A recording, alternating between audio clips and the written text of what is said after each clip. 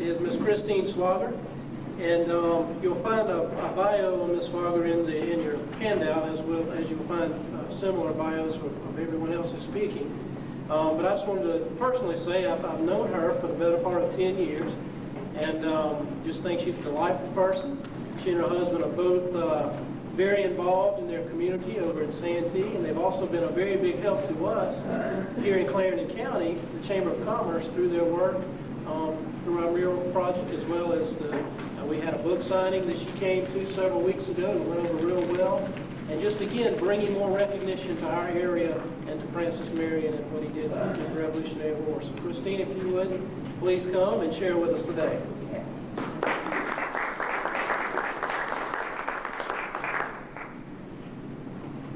When George asked me to make a presentation, I said, no. Why would you want me? I am not an historian. I'm a storyteller. And he said, well, that's good enough. You tell stories about Francis Marion. I became interested in the Revolutionary War as a young girl, raised in Canada, a descendant of Tories who were invited to leave after the Revolution.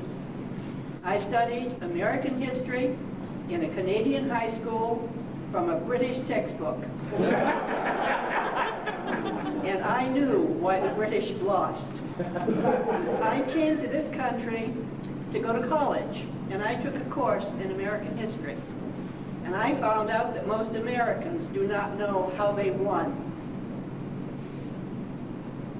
If you think about, and well, another little aside, the reason that I got started writing about the Revolution is I taught at USC, and I taught teachers, graduate students, and I kept telling them that their students have to read widely. They need a background in order to understand their textbooks. And the teachers said, we have no literature current for our students and for us to help us understand what happened here.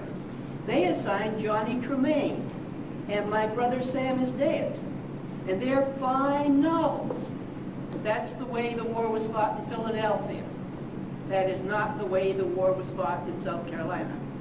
And so I started to write.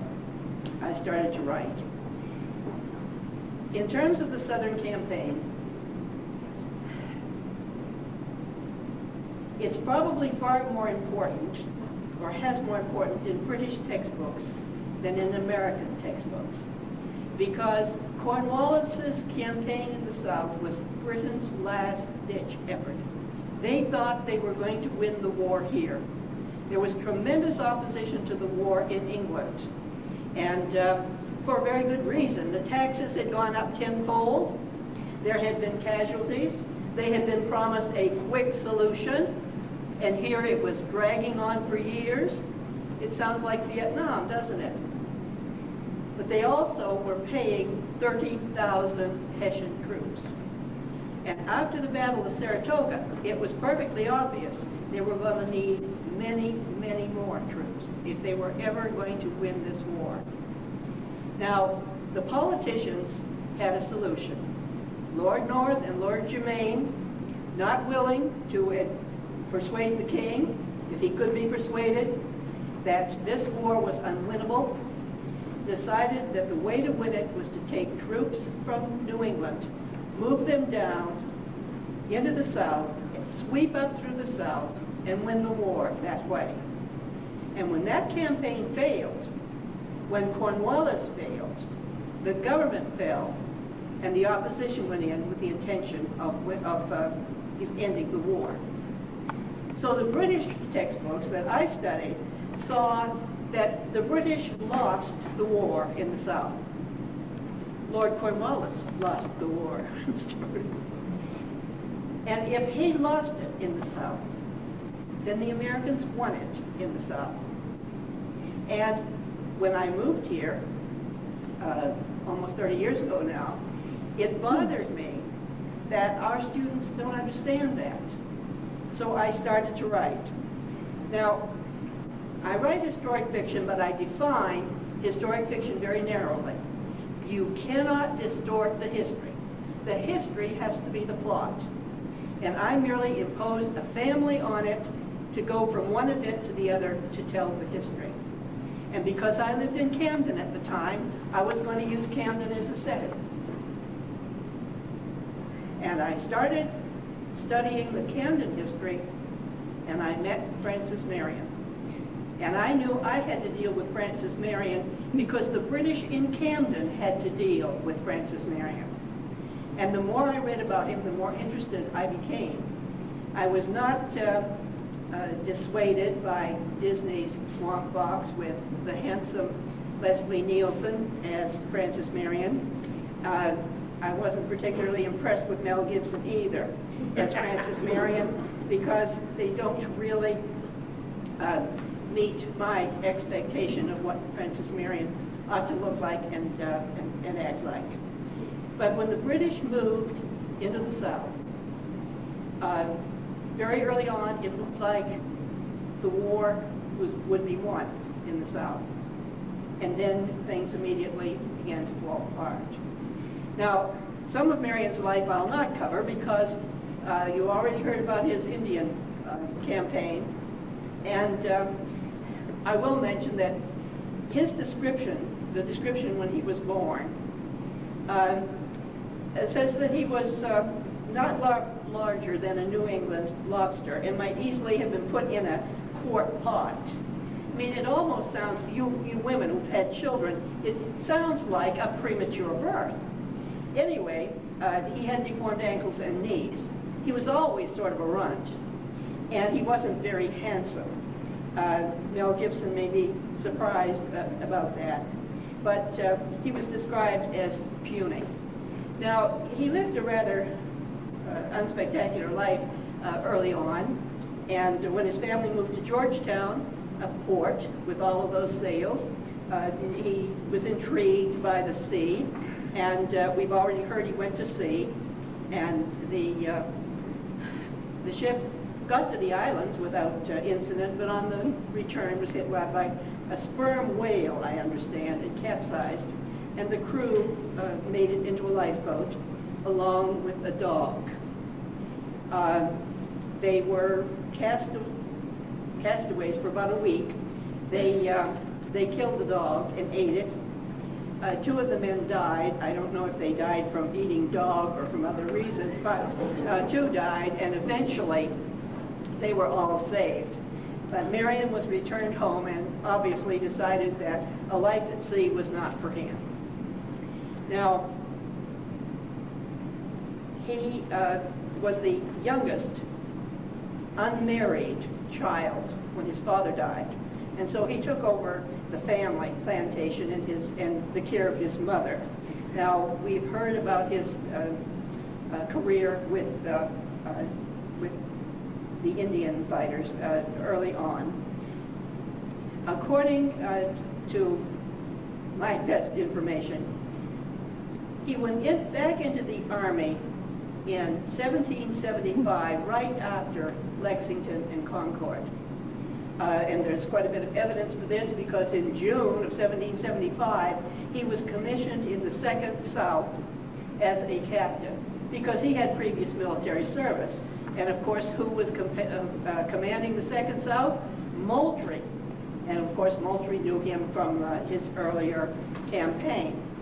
Now, tomorrow morning, Herb Puckett is going to talk about Frances Marion's career with the 2nd South. And so I'll not go into that in any detail, except to say that he was very successful. Went from captain to major, and by the time Charleston was sieged, he was a lieutenant colonel commanding the 2nd South. Now, he was a rather strange individual, according to all accounts. But he went to a party down at Trad Street, hosted by Alexander McQueen. And Alexander McQueen's idea of a good party was for everyone to get roaring drunk. And to accomplish this, he locked them into the house. Now, Marion was not very social. He maybe drank, but James says that he is abstemious. And he decided he wanted to leave. as Weems says, he wanted no part of a debauch. So he jumped out of the dining room window, and which you know in Charleston, was on the second floor, and broke his ankle, and probably the fact that his ankles were malformed anyway, it made him more susceptible. And so he was removed from Charleston as supernumerary, and before Charleston fell. So when the Second South was taken prisoner by the British, Francis Marion was not there. He had been taken by a litter out of Charleston and was hidden along the Santee. Now, one of my colleagues at the university is a native of the Providence area, and as a child, before the lake was flooded, she played in a home where there was a secret room where Francis Marion was supposed to have been hidden during part of his recuperation. And John Robertson didn't mention it, but a tremendous amount of history is under Lake Marion and Lake Moultrie, including the houses where Francis Marion was hidden. But while he was there recuperating, an awful lot happened. We had Tarleton, who had been rather cruel to Hugh G's troops at Monk's Corner, moved up and and his men had sabred to death 113 troopers of Buford's group in Waxhaws. Part of Marion's British Legion had gone into the new acquisition. Tarleton was not with them, but did I say Marion's group? I'm sorry. Tarleton's group went into the new acquisition. Tarleton was not with them, but Christian Huck was. And those of you who have visited historic Bratonsville know what happened to Christian Huck. There were battles and resistance all over the state, and Marion was missing it all. Thomas Sumter's home had been burned, so Thomas Sumter took the field fairly early on, while Marion was still recuperating. Learning that a Continental Army was approaching from the north under the command of Gates, who was the hero of Saratoga, Francis Marion decided that he had to report. Now, as a lieutenant colonel in the Second South, Francis Marion was a Continental officer because the Second South had been taken into the Continental Army. So here is Luce, and possibly the highest ranking Continental officer after Charleston. Marion goes from the area around his home, Pond Bluff, on the other side of the Santee River, and goes up to North Carolina. Now, if you imagine, Camden is now taken. There are Tory militia groups all over the state. There are British outposts all over the state, and yet Marion, with about 30 men, is able to travel from the Santee to North Carolina without getting caught. That in itself gives you an idea of what is to come. But when he reported to Gates, he was laughed at, really, by the Continentals. I'm sure you picture Gates in a Class A uniform or a dress uniform with his powdered white wig. And Francis Marion comes in with this group from the swamp. Now, Otho Williams was Gates' adjutant. And in his report, he writes, Colonel Marion, a gentleman of South Carolina, has been with the army a few days, attended by a very few followers, distinguished by small leather caps and the wretchedness of their attire. Their number did not exceed 20 men and boys, some white, some black, and all mounted, but most of them miserably equipped. Their appearance was in fact so burlesque that it was with much difficulty the diversion of the entire soldiery was restrained by the officers, and the general himself was glad of an opportunity of detaching Colonel Marion, at his own instance, toward the interior of South Carolina, with orders to watch the motions of the enemy and to furnish intelligence. So Marion came back into South Carolina and started gathering intelligence. Now, the Williamsburg district had a militia commanded by Major John James. They had already decided to resist. We often think that Marion, or some of us I think that Marion sort of initiated the guerrilla warfare in the state. And he did not. He refined it, certainly, but he did not initiate it. The Williamsburg militia was already in the field. And Lord Cornwallis had stationed a part of the 71st Highlanders, the Fraser's Highlanders, in Chirac. And they became very ill. And they put them on flat boats to float them or push them down the PD River to Georgetown so that they could be treated aboard ship. And at Mars Bluff, the Williamsburg militia ambushed the 71st. So they were already in the field. They were already dedicated to resist. And they asked Gates to assign Francis Marion as their commander. Now they knew Marion, because you'll find out, I'm sure, from Herb tomorrow, that his first assignment with the 2nd South was to recruit between the Santee and the PD rivers. I mean, this is the Williamsburg area. Many of the men in that militia already knew Francis Marion. And so Gates, probably not knowing what to do with this little runt out of the swamp, assigned him to a militia command. And it's fortunate that he did, because on the day that Gates was getting defeated at Camden, Francis Marion was down meeting with the Williamsburg militia. And so for the second time, he escaped being captured by the British. It's almost like he lived sort of a charmed life. After the Battle of Camden, Lord Cornwallis was concerned about the spread of malaria in the Camden area. And so he started a group of prisoners down the road. Came through Clarendon County, of course, crossed at Nelson's Ferry, below Utah Springs, then that road would have gone to Monk's Corner and then to Charleston. With that convoy, there were captured weapons from the Battle of Camden. Marion, who had not told his men about the Battle of Camden, decided to attack. And when the British column stopped for the night at Thomas Sumter's burned-out plantation, Marion, with 3 groups of horsemen, attacked. And in the dark of night, Peter Ory got to the stacked weapons. And from then on, it wasn't quite a fair fight. Now you have to think, Marion had no armory. He had no source of supply. With Gates' defeat, there was no Continental Army in South Carolina.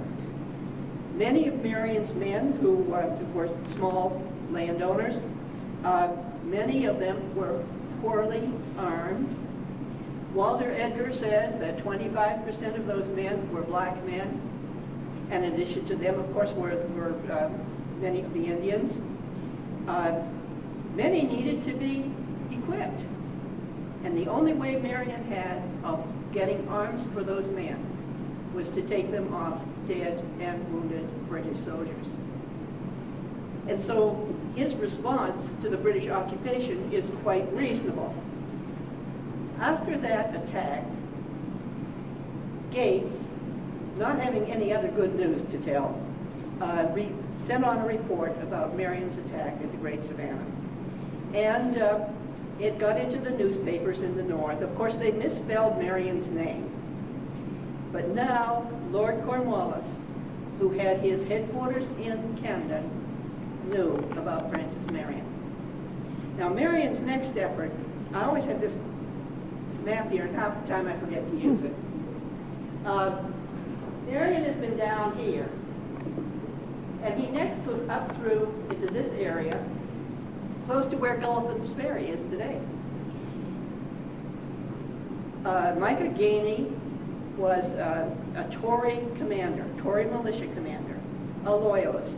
And he had accumulated a large following in the area in the upper PD. This was very, very close to the Williamsburg militia homes. And Marion, not having a large enough group to attack Gainey's loyalists, sent a small group in, and they feigned a surprise. You know, all of a sudden, gee whiz, here are the Tories. And the Tories took flight. I'm sorry, they didn't take flight, they took after Marion's small group of men. And they were led into an ambush, and Marion's men cut them down. This really bothered Cornwallis. It rather embarrassed him, but it intimidated the Tories. One of the reasons that Great Britain thought that they could win this war was that great numbers of Tories would flock to the flag. And here is Francis Marion cutting down the Tories between Georgetown and Camden. And so Cornwallis calls on Weems, W-E-M-Y-S-S, and sends him with 1,000 men to sweep the area from the Santee to the coast, to eliminate Francis Marion and to put down the rebellion. Now, Weems is the one, a devout Church of England communicant, thought that anybody who wasn't Church of England was undoubtedly a rebel and should be hanged, and he hanged many of them.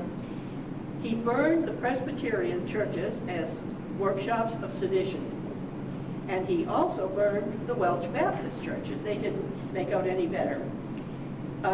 One of the homes that he took was Major John James' home.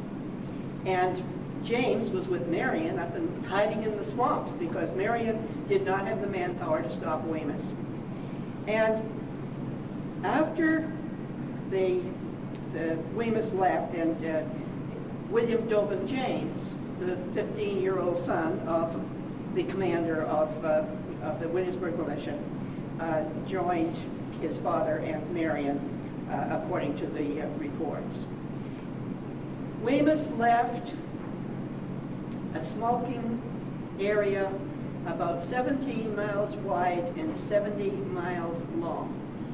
He had hanged farmers, burned buildings, killed sheep, destroyed all the looms, as well as burned the churches. Francis Marion commented that he was the better recruiter for the Americans than any that the Americans had, because up until now, there were people who probably thought that they could live with a British presence, and now they realized they could not. Marion came back after Weymouth was withdrawn and attacked at Blue Mingo. Colonel John Ball, who was a very wealthy South Carolina planter and horse breeder and a loyalist, had a large group there. Marion attacked and routed the loyalists and took John Ball's horse, a sorrel gelding. He took it for his own use, rode it the rest of his life, or the horse's life, and he named the horse Ball in honor of the loyalists that he had taken the horse from. Now, Cornwallis by now has moved, and he's gone up to Charlotte, up in this area. And he's disturbed about what's happening with the Tories back in South Carolina, and he sends Weems back again. But before Weems gets here, we have another little event that bothered Cornwallis. It's called the Battle of Kings Mountain.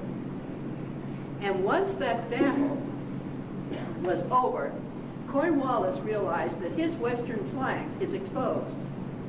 He calls Weems back, and he moves down to Winnsboro. Okay. Well, do you find bifocals irritating?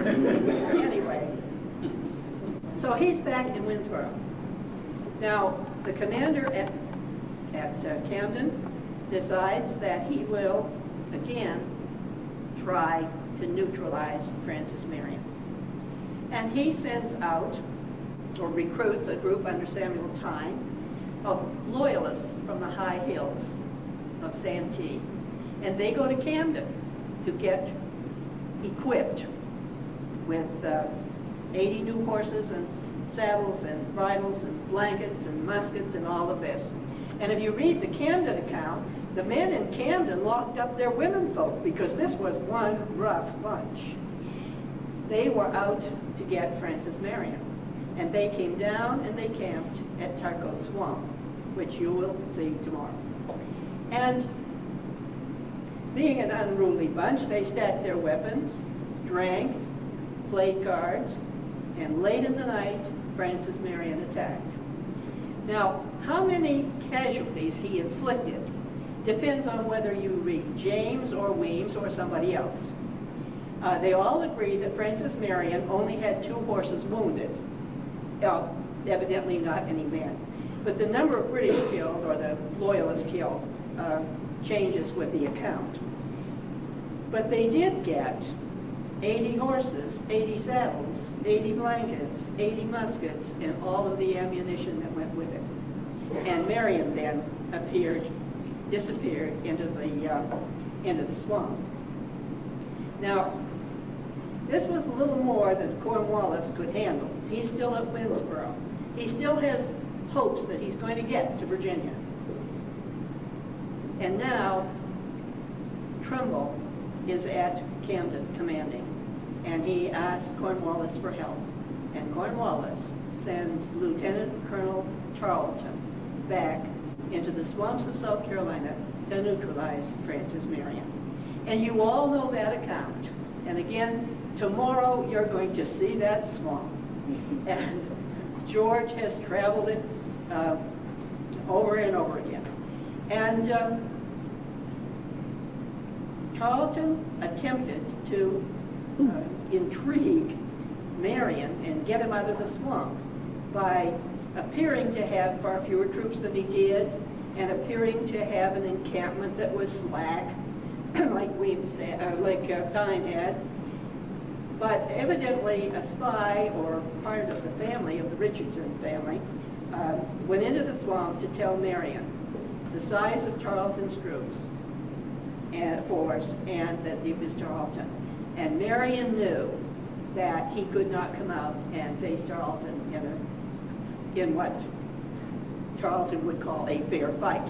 So Marion took to the swamp, and Tarleton after him. Now, there's a lot of evidence that Marion had prepared an ambush at Bimbo's Ferry and was leading Tarleton toward Bimbo's Ferry. The area that he went through, pine woods, swamp, bogs, with no roads, but traveling certainly to Bimbo's Ferry. But Tarleton never made it there. You know, you often wonder, what if? Well, Tarleton decided that his horses were mired down, his men were discouraged. He'd been at this several hours and several miles, and he turned and is supposed to have said something like, come on, boys, let's go catch a gamecock. Not even the devil himself could catch this fox. And he left. And from that time on, supposedly, Francis Marion becomes the Swamp Fox. Now, Marion's next raid was interesting because it was on Major McElroy, who was accompanying Royal Fusiliers from Charleston to Camden, and then they were to go on to Winnsboro.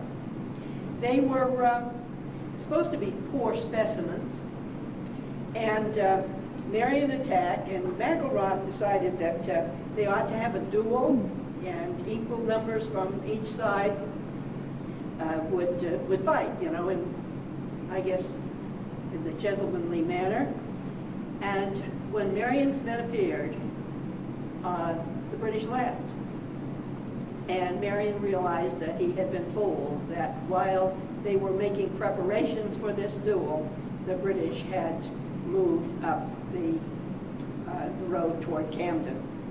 Marion sent a group under Hugh Horry to cut them off. And when the British arrived at Singleton's Mill, they were met with one volley, and then Marion's men disappeared. That rather confused the McElrath until he himself got into the mill and discovered that the Singleton family had smallpox. And Marion's men were not afraid of much, but they were afraid of smallpox. So now Marion controls pretty much this side of the Santee River. The British are now moving troops and ammunition from Charleston to Orangeburg, and then go up and cross the Congaree at Friday's Ferry, but that puts them on the wrong side of the river for Camden. So then they have to ferry or ford back to Camden.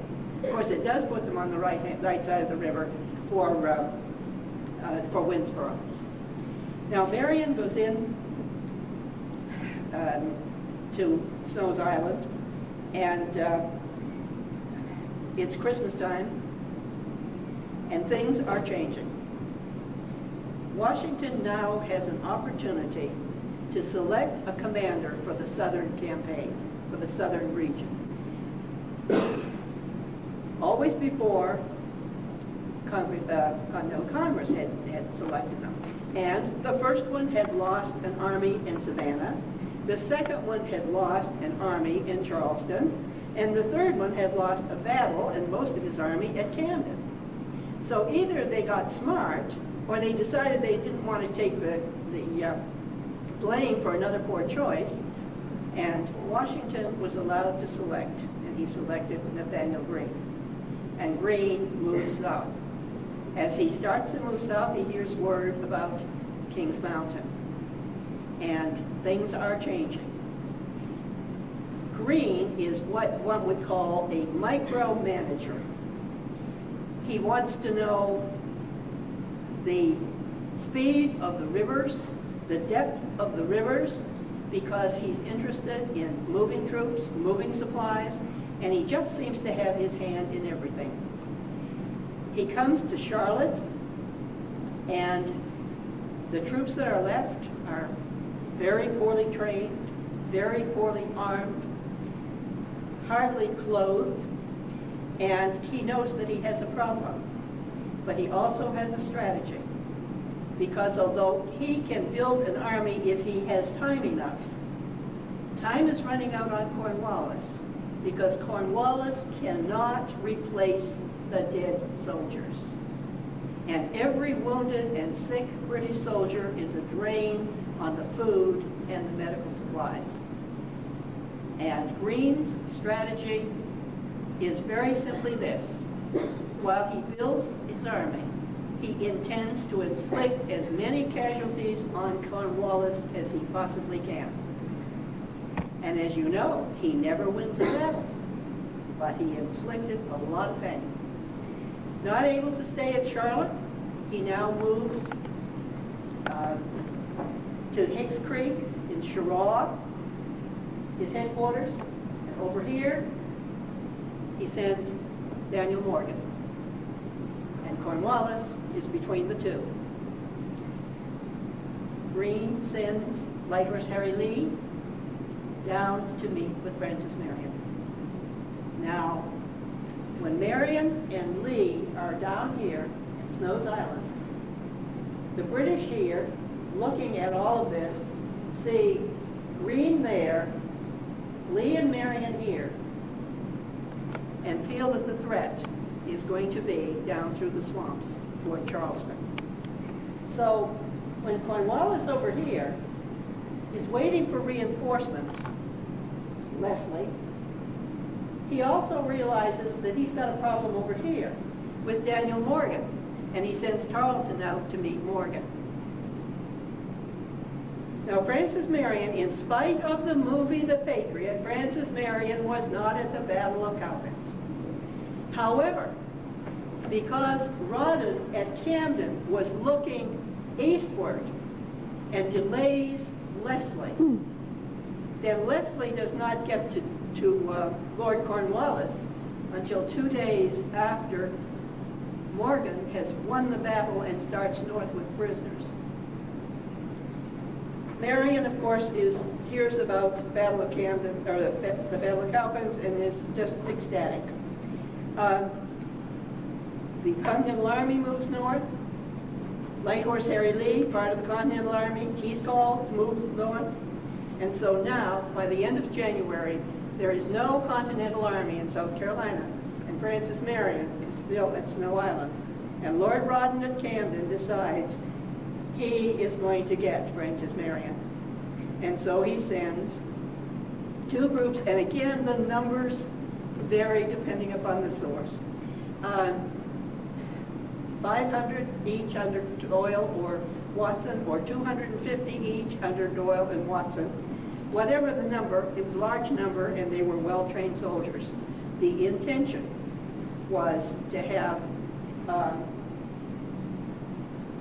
Watson push on to Snow's Island, and then Doyle would come down the Lynch's River over into here and cut him off. I think they call that a pincer attack. Marion decided that he was not going to stay and be shot like a pig in a pan, and he comes down to attack Watson down this area here. Now tomorrow you're going to ride the route that they took. Marion contested Watson's passage at every little branch and every little viaduct, every little causeway. And first at the Whitewood Swamp, then at Lower Bridge, Marion cut down trees on the road south of King Street, so Watson couldn't go in that direction. Watson had to go across the country to get to the Santee Road. Peter Ory was on his heels all the way, and when he got to the Santee Road, Marion was waiting for him with his mounted. Watson had a very tough time of it, and at one point he reported that one of his officers was shot by a marksman in a tree at 300 yards. He said that Marion was routinely dropping his men at over 200 yards, and that he had never seen such shooting in his life. It is suggested that he put some of his bodies in one of the local quarries so people would not know how many casualties he had.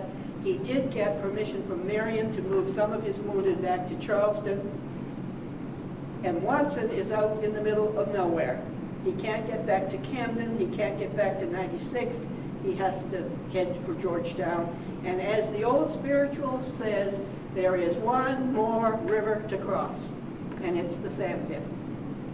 And Marion meets him there.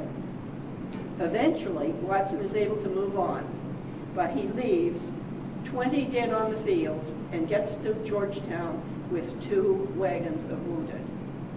Some accounts say that if he started with 250 men, he only had 100 by the time he got to Georgetown. Marion just had a very few casualties.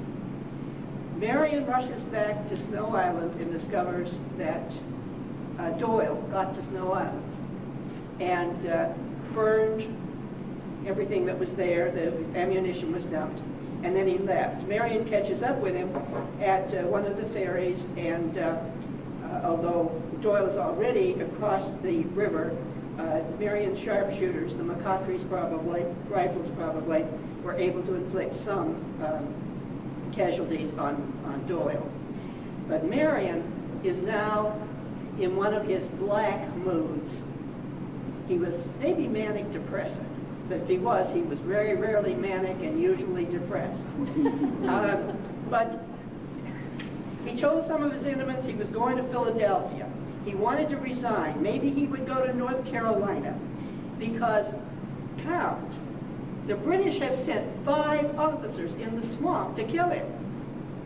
He's 48 years old when he went into the swamp. He's had a tough year, and he knows that Watson will be back again. His morale is improved when Light Horse Harry Lee returns with a strategy that will take back South Carolina. They will move. Greene is coming back to South Carolina. He'll move against the larger outpost, and the smaller outpost he wants attacked and leveled. And Marion and Lee, without ammunition pretty much, start at Fort Watson, and you'll be at Fort Watson. And you all know the story of the tower that they built at Fort Watson so that they could shoot down inside the fort that was built on an Indian mound. Now again, depending upon your source, Lumpkin says that the Archaeology and Anthropology Department of USC decided when they excavated that the tower was 40 yards northwest of the fort. And from the trajectory of the bullets, they thought that the tower had to be more than 40 feet high. William Savage says it was more than 60 feet high. But no matter what, on top of that tower were riflemen. And when the British awoke the next morning, Marion's men pulled away the abatis, and Lee was ready to attack, and so they surrendered the better part of valor. And Marion and Lee now have plenty of ammunition. Greene has been at Hawkirk Hill. Again, he withdrew. He did not hold the field, but he inflicted sufficient casualties on Rawdon that Rawdon now evacuates and is headed down to where his supplies are at Fort Mont. And Marion and Lee siege Fort Mont. Set it on fire, and when the British go out to tear off the burning shingles, the men there are shot off the roof. And they decide, rather than burn to death, that they will surrender. Greene comes to meet Marion. This is the first time the two have ever met. And Greene must have been quite a politician, because he persuades Marion to stay the course. And Marion leaves back across the Santee River, back on this side, and campaigns over here. But the most unfortunate part of Marion's campaign happened not too long after that. Greene attacked 96, and he wanted Marion to be sure that Rawdon couldn't get out of Charleston to relieve 96. Well, it's the middle of summer. Marion's men are farmers. They have homes to take care of. They have families that need to be fed. And besides, 96 is a long way from Williamsburg County, and they just didn't show up. And Marion seemed to be a little disturbed, but I don't think he wanted to go either. However, Greene was quite unhappy. And after that event, he sends Thomas Sumter over to command on this side of the river. Marion did not like Thomas Sumter. Now, whether the remark is Marion's or Lee's, depending on the source, the statement was that Thomas Sumter would wade through blood for victory. And that's not the way Marion wanted to fight. But at Quimby Bridge, with Thomas Sumter commanding, Lee and Marion attacked without field pieces, which they wanted to wait for. And Marion suffered 51 casualties. At the end, he and Lee put their dead on the horses, went into the swamp, and buried them in a mass grave. Marion promised his men that they would never again fight under Thomas Sumter. Lee was a little more explicit. He wrote about Thomas Sumter becoming increasingly odious. Lee probably had stronger language than that when he saw Greene face to face. But Thomas Sumter was sort of cut loose from his command, because Greene now knew that he could not make a team player out of Thomas Sumter. Not long after that, Colonel Hayne is hanged by the British in Charleston. And this is one time when our very quiet, withdrawn Marion was actually ballistic. He had given Hayne and Hayne's officers their commissions, and he was absolutely appalled. It appears that he wanted at that point to go out and hang every Tory he could find. Greene cautioned him not to. And yet, a few weeks later, Greene asked him to go down beyond the Charleston area to help out Colonel Hardin and some other Patriot forces. The Whigs were in deep trouble because the Tories had been emboldened by the hanging of Colonel Hayne. Marion took 200 men, selected them personally, left Pierce Plantation, which is down the Puckett River, and they started out at night, and he didn't tell them where they were going, but they probably had a pretty good idea when they headed west. They went across the Cooper River, the Ashley River, and 2 nights and 1 day they were at the banks of the Edistone, 100 miles from their safe haven. They had gone between British encampments, and not only were they not detected, but the spies watching Marion's camp at Pierce Plantation never knew that he had left. The unit he was looking for was Major Frazier at that point, and he had South Carolina Loyalists. They were dragoons, and Frazier had captured Haynes and turned him over to the British. And Francis Marion wanted Frazier. He put his men, and we're now down here. There was a causeway up to the edge of the river so that the wagons could be taken right on the ferry. Causeway built up. And Frazier was headed eventually for the river. He not only had his dragoons, he had about 150 British regulars and about 130 Tories. He had 180 Hessians. He had 80 dragoons of the Queen's Rangers, and too strong to be attacked. But they had to cross at Parker's Ferry. And so Marion put his men on either side of the ferry, of the causeway, sent a decoy group of fast riders up to show themselves to Frazier. And Frazier, thinking that they were local Whigs, took off and took up the chase. Marion's men waited in the swamp as Frazier's dragoons came down the causeway, and the decoy had gone into the swamp. It was when Frazier was at the edge of the river with his dragoons crowded into the causeway behind them that Francis Marion gave the order to attack. They first volleyed, and Frazier knew he was in trouble. He tried to go into the swamp. He was hit with the second volley, and then, knowing that the only way out of there was back across that causeway, which is now filled with dead and dying horses, dead and dying men. A few of them made it back, but they were hit with the third volley. Marion could hear the infantry coming because they had heard the shots, and Marion's men did not have enough ammunition to fight. So he gave them the signal. They went for their horses, went across the Edistone River and into the swamp.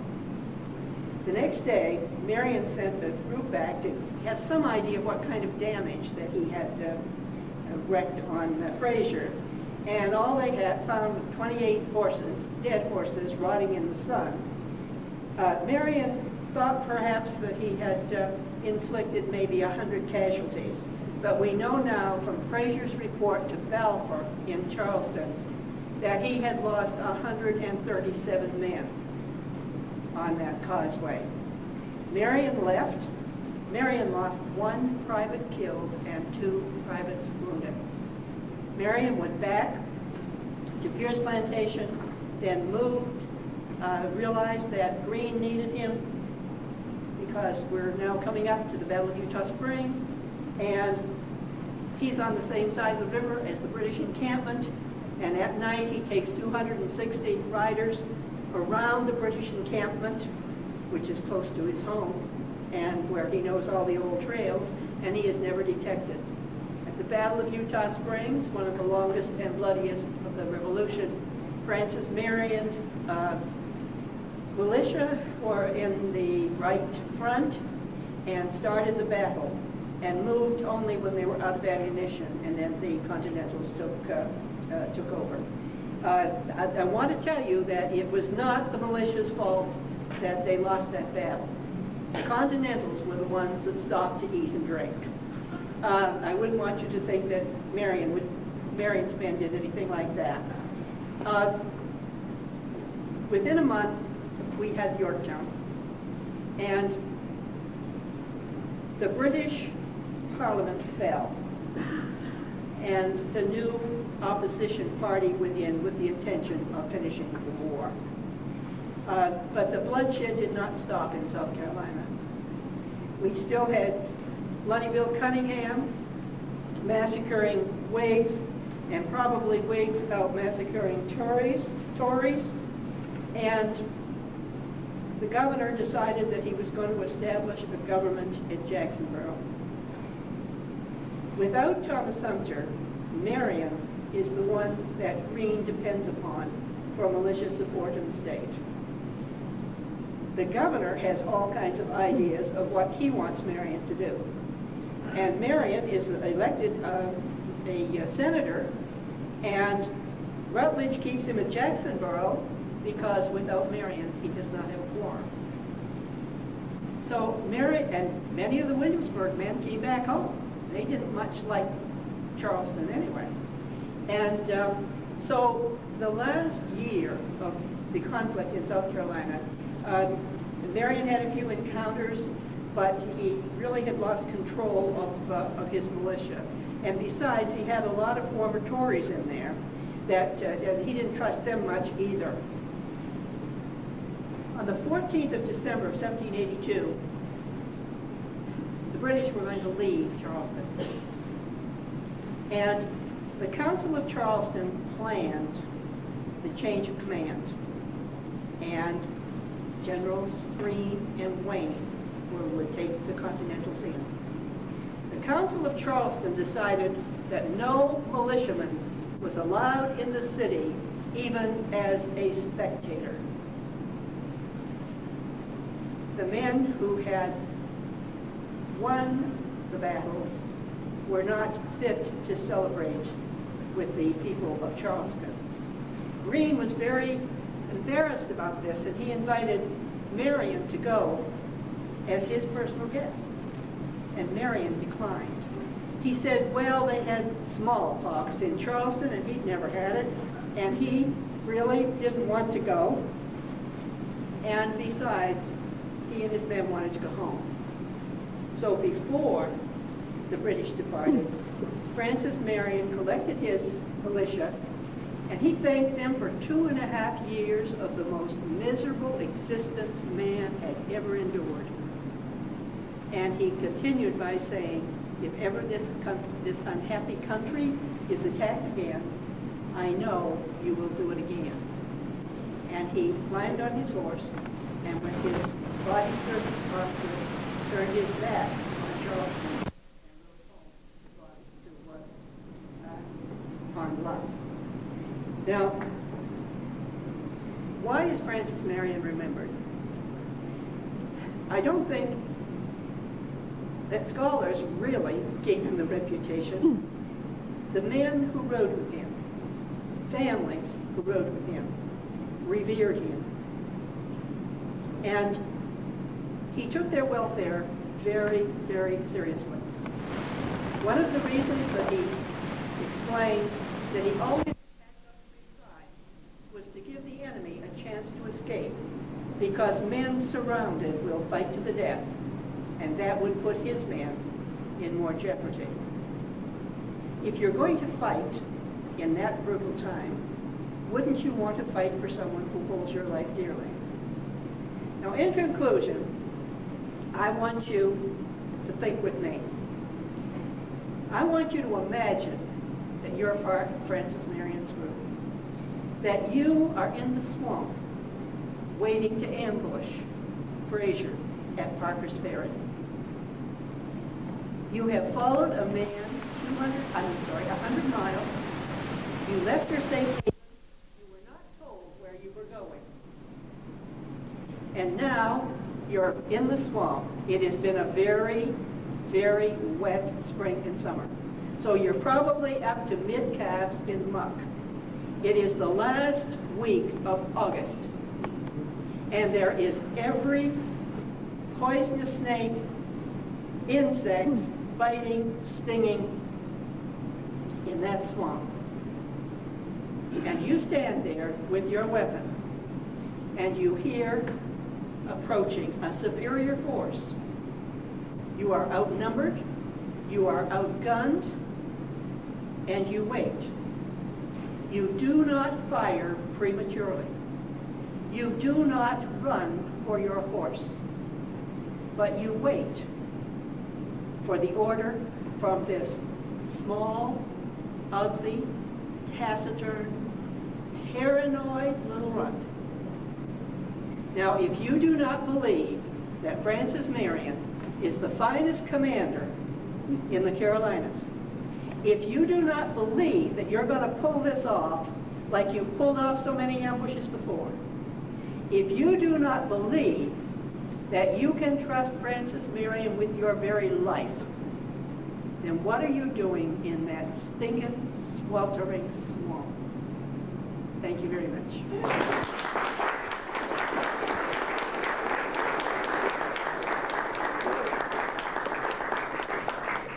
Have a minute or two for questions, if anyone has something they'd like to ask. Have one here. I'd like to ask Dr. Squager or anyone, the 25% of the men who were with Marion that were allegedly black men, what was their status? Were they escaped slaves or what? Many of them were free men of color. Many were escaped slaves because as the British and Thomas Hunter they were attacking plantations, and many of the slaves took to the woods. And so there were escaped slaves. But there were also slaves men who rode with Marion. At least one, Oscar, his bodyguard, always rode with Marion. And it's possible that some of the other blacks there were Marion's slaves because he had 20.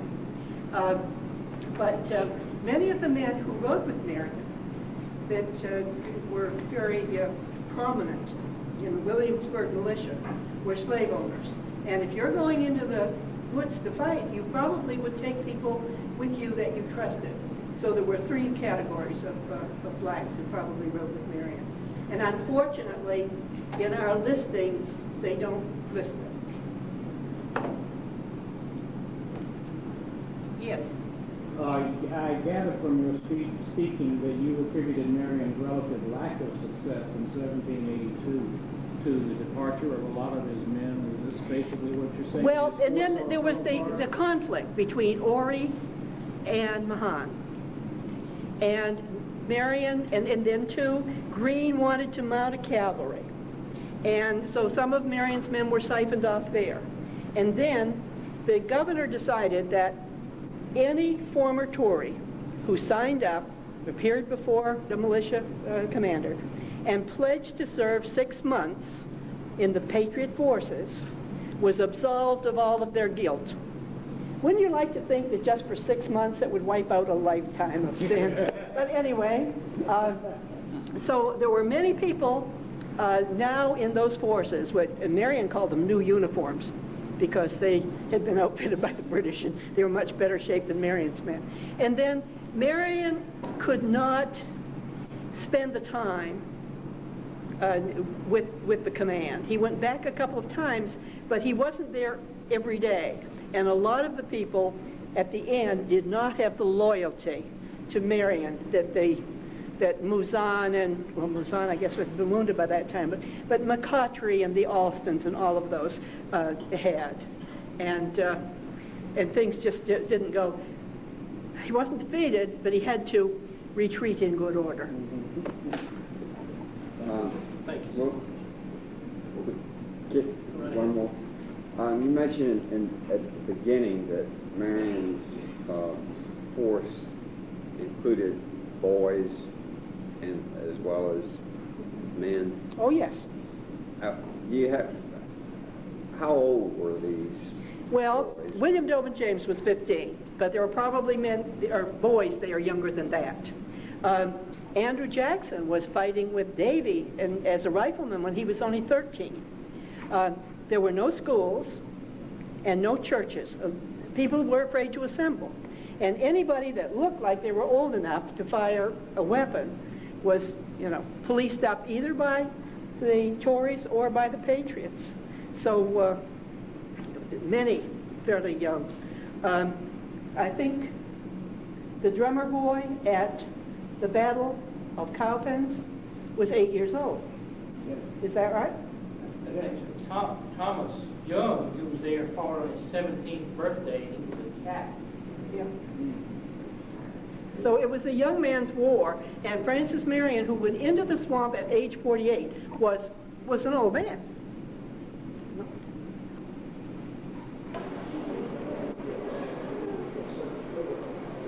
One is Mr. Herb Puckett. Herb is Sergeant Major of the 2nd South Carolina Brigade, and he's going to talk to us a little bit about the 2nd South Carolina Brigade. And also, while he's here, I want to do a little plug. In your packet that you received yesterday, you should have received a flyer that looks like this. It's Victory at Fort Watson. It's a battle reenactment that we're going to do October 18th through the 19th, and Herb's going to be very, very involved in that, and we're looking forward to that day. Last year we had an encampment at Fort Watson last October, and that went over real well. We had close to anywhere between 400 and 500 people there, and it was something that we decided we wanted to do again, except this time, rather than do the actual encampment, we decided to take it a step further and try to do a battle reenactment. And so Herb and the South Carolina 2nd Brigade is going to help us put that on. So we're really looking forward to that, and would love to have your attendance there. So Herb, it's all yours. Thank you. Good morning. I'm probably the amateur in this group. I have studied Francis Marion not because he's Francis Marion, but by accident.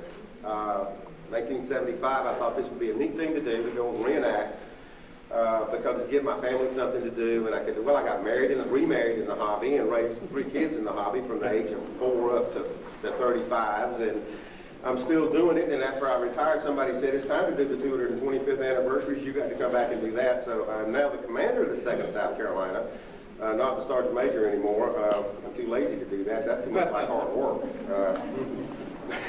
Actually, my study of Marion, yes, I have studied the things that you have here. I live in Georgetown. I see these signs every day. This is pretty much Marion's hometown, if you will. I live in the low country, and I go by Black Mingo anytime I go somewhere. So, but the part of Marion that I have studied, again, happens by accident in my study of the 2nd South Carolina. It starts out by accident. Not much is really known firsthand about Marion. How many people have you got that can quote something that Francis Marion said? Not very many. Where was he? Where did he come from? I want to try to give you a brief overview of where his military history and background came from for the years preceding when he became the great man he was. Let me add something here before I really begin. That is that there are many people who speak of George Washington and all the great leaders of the American Revolution. Francis Marion, the person we're talking about here today, has one thing that none of them have, as far as his resume goes, if you will. Of all of the war colleges in the world today that I'm aware of, there's only one Revolutionary War history, his figure from American Revolution, that is studied in every one of those war colleges, and that's our own Francis Marion. Now that says something about what kind of leader he was that the whole world studies him. It's not good that Ho Chi Minh had his picture hanging on the wall in his office. That's maybe not a good thing. But this man didn't invent what you have talked about in the partisan warfare. He didn't invent it, but he certainly perfected it, and there was a lot written about it, what he did. All right, what was he doing today in 1776? How can we possibly know? We have the orderly books of the 2nd South Carolina. The whole thing, for the whole war. It's broken up, it misses pages, it misses things. They didn't write about things that we would die to know about. But on this day, 200 years ago, Captain O'Ree, Peter O'Ree, that you know is one of Marion's people, was commanded that you're to proceed to the Santee Creek with your party with all expeditions to Bull's Island, where in the world that is. I'm presuming it's up where Bull's Bay is. That's all we can do. Taking care at your landing not to be surprised, there to reconnoiter and prevent any party from landing or taking any cattle or hay from the island. You are to send immediate intelligence should anything happen. If you find a man of war put to sea, you're to return with all expeditions to camp, and your party to be careful to keep an advance guard, flank guard, party to your detachment. The above party took boat at the advance guard at 6 o'clock and carried 950 cartridges, 130 flints, 1 barrel of biscuits, and 1 barrel of pork, and went that way. And Lieutenant Jackson and Sergeant McDonald set off with the Commandant in search of deserters. So another day in the Army. And that's exactly what he's doing. I got a whole bunch more that went on that day. The parole was 4 Johnson, the countersign was 25. All these details are things that you don't normally know about Marion. We can't say that Marion knew about this. I know he knew about this. The way I knew he knew about this is because it seemed to be a toss-up between he and Peter O'Ree as to who commanded the light infantry company of the 2nd South Carolina. How did he get there? What happened? How did this man that became this great partisan fighter, what was he doing in this regular Army regiment that's talking about carrying 950 flints and 950 cartridges and how many flints and how many... This is the bureaucracy of a modern army. The army was very much the same as it is today. How did he get there? By general orders of Colonel William Moultrie on June the 21st, Captain Bernard Elliott, Francis Marion, Daniel O'Ree, Francis Hugie, William Mason, James McDonald, Peter O'Ree, Isaac Carlson, and Charles Mott are to be captains. They were all promoted at the same time. One of them rises above everybody else. A couple of them got streets named after them in Columbia, but one of them rises above everybody else, and that, of course, is Marion. Now, let's back up way back before the American War of Independence, the American Revolution. And where did this army come from? Here's an army that's putting out orders like any normal army. Here's an army that appears to be, just grew out of nowhere. Where did it come from? Well, by 1774, in the state of South Carolina, there were, in a colony of South Carolina, there were, in fact, approximately 14,000 men on the militia rolls. A pretty large force. Now, I missed yesterday, and I'm very sorry I missed yesterday, but I understand that there was somebody yesterday spoke about Cherokee campaigns. I would like to speak to that individual. That's something that I haven't studied, and I would love the details on that. But I do know one detail that really fascinates me, and that is that a Lieutenant Francis Marion served under a Captain William Moultrie. So this was when he was promoted on June the 21st of 75. It wasn't just his name being drawn out of a hat. These men had served together. Now, I don't know enough about that campaign to know exactly what they did, but they had, in fact, served together. Marion, in fact, served in the militia and was apparently fascinated with militia and the military life a good part of his life. What made up the militia? Here's the most mind-boggling fact that you may walk away from here with, because this takes away from much of what you have been taught and have learned about that period in our history socially. You can pick up just all kinds of things studied in the military. The militia laws, back as far as 1719, read pretty much as they did in 1747. I'll deal with the 1747 militia law because it was still in effect until 1778. And I don't know what the change was then. I'm interested in the war then, not the militia war. It begins with the same normal English traditional from back to the parts of Hastings and Agincourt and that period in our history, in the English history, of all men 16 to 60 That covers a pretty good chunk of the population. That means most of us sitting in here in this room, I'm going to get into the tail end of my military career, but there's a whole lot of folks in this room that would be part of the militia. South Carolina is the only one I know of, and I could be called to task on this because I haven't studied other states. But we have a fluke in that law that just does away with a lot of the common daily thinking about that period in our history, because it goes on to say, trusted Negro slaves could be enlisted in companies outside of Charleston not to exceed 1/3 the number of the white men in the companies. Wow. We're arming these folks. And in Charleston, the total number of slaves enlisted was not to exceed 1/2 of the male servant population of Charleston. Folks, that's a lot of black folks in the regiment. That's a lot of black folks in the militia. Now, what are we going to do with these people? I mean, aren't we afraid of the slave rebellions? In time of alarm, they were to be armed by their masters, we got to pay for the guns, with a good musket, a hatchet, a powder horn, and a shot pouch with ammunition enough for 20 rounds and 6 spare flints. Any slave or white indentured servant who killed or captured one enemy or one enemy any colors was to be granted his freedom immediately. Any slave who conducted himself bravely in battle, but to a lesser degree, was to be given each and every year thereafter a livery coat and breeches made of good, and I would like somebody to tell me what this is. My wife has almost written a book on clothing, and she can't find it out.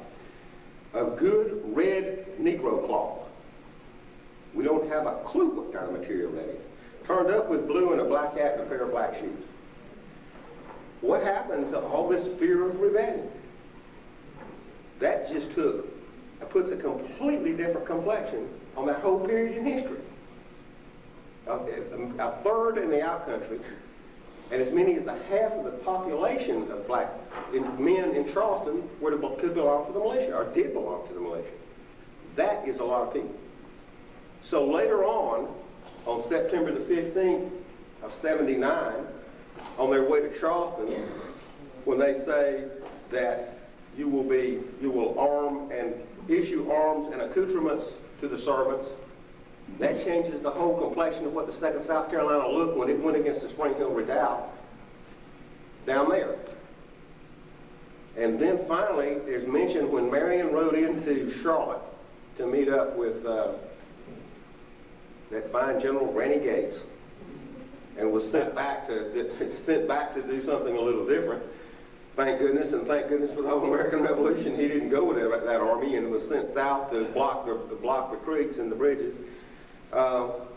It was reported by some of Gates's staff that as many as half of his men that were with him were black. No surprise. That was part of what formed this man's personality. Possibly and most probably the hardcore of his band in the swamps were black. And we need to give credit to that. There's too much today done trying to create a black history when the black history is there. It's right there in black and white, and it's there for people to study. Go back to the archives, what I just talked about there, the Militia Law 1747. Okay, now let's jump ahead back into the future. He is now a member, and we're pretty sure he is the company commander of the Light Infantry Company. There were 2 companies within every regiment that were looked upon as elite. One of them were the Grenadiers, which tended to be shock troops. Bigger than average, 6 feet or better in a time period when 6 feet was a tall man. And the Light Infantry, which had to think on their feet, was quick, sprightly, and they were the screening force for the Army when it was on the march. Pretty sure that Marion commanded that, and I draw that conclusion from the fact that when he was promoted to major, Captain Peter O'Reed was given the assignment of going and taking over Marion's company, which was the Light Infantry Company. That's the only mention that I have got directly of him as commanding that company, with a position of one of the 2 top captains in the regiment. Now, you look at this situation, and he is now back serving his old boss again. His old boss is the colonel of the regiment at this juncture, and no longer the lowly captain that he was, and Marion's the captain, and he's serving the colonel. He's commanding a group of people that wouldn't all of us who've ever been in the military just love to command. Here are the patriots, here are the men who founded our country. What problem can you have? I mean, these guys are the backbone. They're our founding fathers. Have we not made saints out of them? Yes, we have. Maybe they weren't quite the saints that we thought they were, because I submit to you that I surely have, the first place ever marked off limits to the military in the holy city of Charleston. As the Blue House Tavern opposite the barracks yard is a great nuisance to the good order and discipline of the soldiers, ordered that if any non-commissioned officers or soldiers do presume to go into that house without leave of the captain of the day or the officer of the barracks guard, that such non-commissioned officers and soldiers will be immediately confined and they may depend on being punished. That's off limits, folks. That sounds a lot like what off limits sounds like in the Army today. So the boys had a problem with strong drink, maybe. But this was a period in history where strong drink was a lot more prevalent than it is today. It's a lot better to drink the rum than it was the water. In fact, if you cut the water with the rum and make grog out of it, maybe you won't get sick. So it was a period in our history when strong drink was a little more prevalent, so that's not a big thing. Well, by the time Marion is a major, maybe they were still a little more fun-loving than they wanted to be. Mott had been promoted to lieutenant colonel. He was commanding the regiment at that time. Mott feels it necessary to put out this order.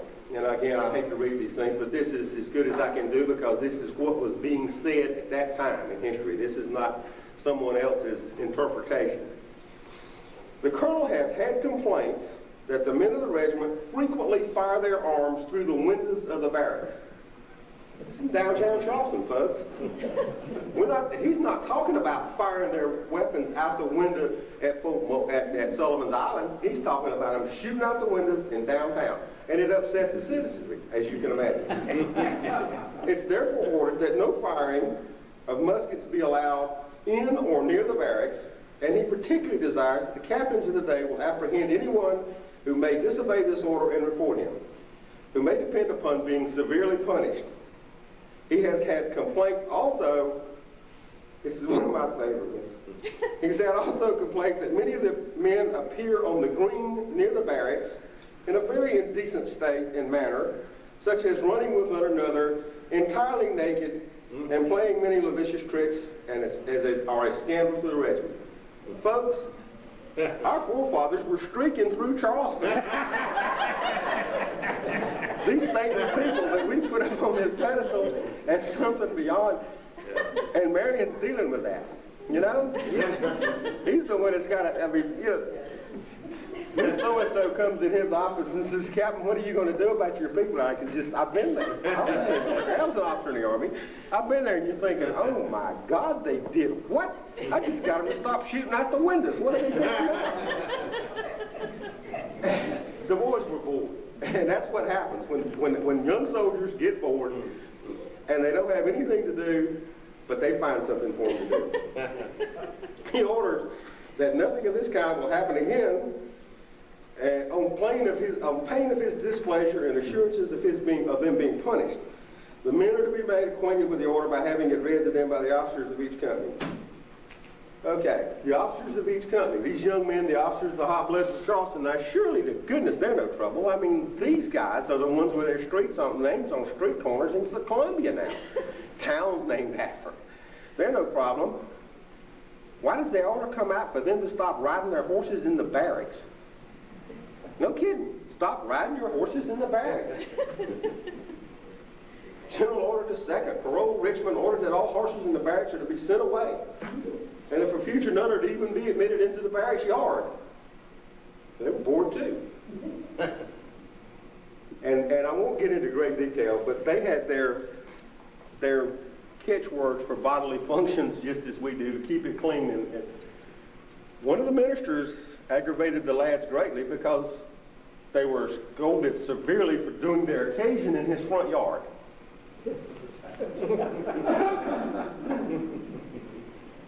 And over and over and over again, stop using the underside of the gun decks at Fort Moultrie as the necessary. As an aside to this, is to where the Army has gone today. My son, who grew up from the age of 8 until today, he would be commander of his regiment in my place today if he was not in Kandahar, Afghanistan, was stationed at a fort, an old Soviet fort, with way too many people packed into way too tight a space. And he says that it's all he could do with a straight face to stand up as the first sergeant of that company in front of that group of men and just give them the devil about using the necessaries in the corners of the fort. Go outside, go to the latrines, go to the properly marked places. Don't. He said, and all he could think of was Marion and Moultrie, and not a damn thing changes. And yes, their place is off limits in Canada. When he saw the Blue Hen Tavern thing, I don't even know crap. But they weren't saints. So Marion has to deal with some pretty lively young men. Pretty lively young men. And it just, I mean, it goes on and on and on. We took that statement that I made in the beginning, where was Marion today, in 1976? We'll jump ahead 6 weeks. And this is the most frustrating part of this book. You jump ahead 6 weeks, and the orders for the 28th of June, 1776. The parole is America. The countersign is 26. Captain Subrick is the officer of the day. The fort guards, now this is a bad day to be fort guards, people, is Captain James McDonald, Lieutenant Holland. This day at 10 o'clock in the morning, the following ships attacked Fort Sullivan's Island, Bristol at 50 guns, commanded by Commodore Sir Peter Parker, Experiment 50 guns, Solvay Action Syrian frigates of 28 guns, the terrible boom ketch, the Spearing, of 20 guns. The engagement continued until 9 o'clock at night, a continual cannonade and bombardment with little intermission. The action Action actually, run to ground. Sometimes the clerks weren't all that good, and was burnt the next morning. The Bristol lost her mizzenmast and greatly damaged her mainmast. The Soviet lost her bowsprit. They all received considerable damage and was obliged to slip cable and retreat to the 5 fathoms hold. And that's it.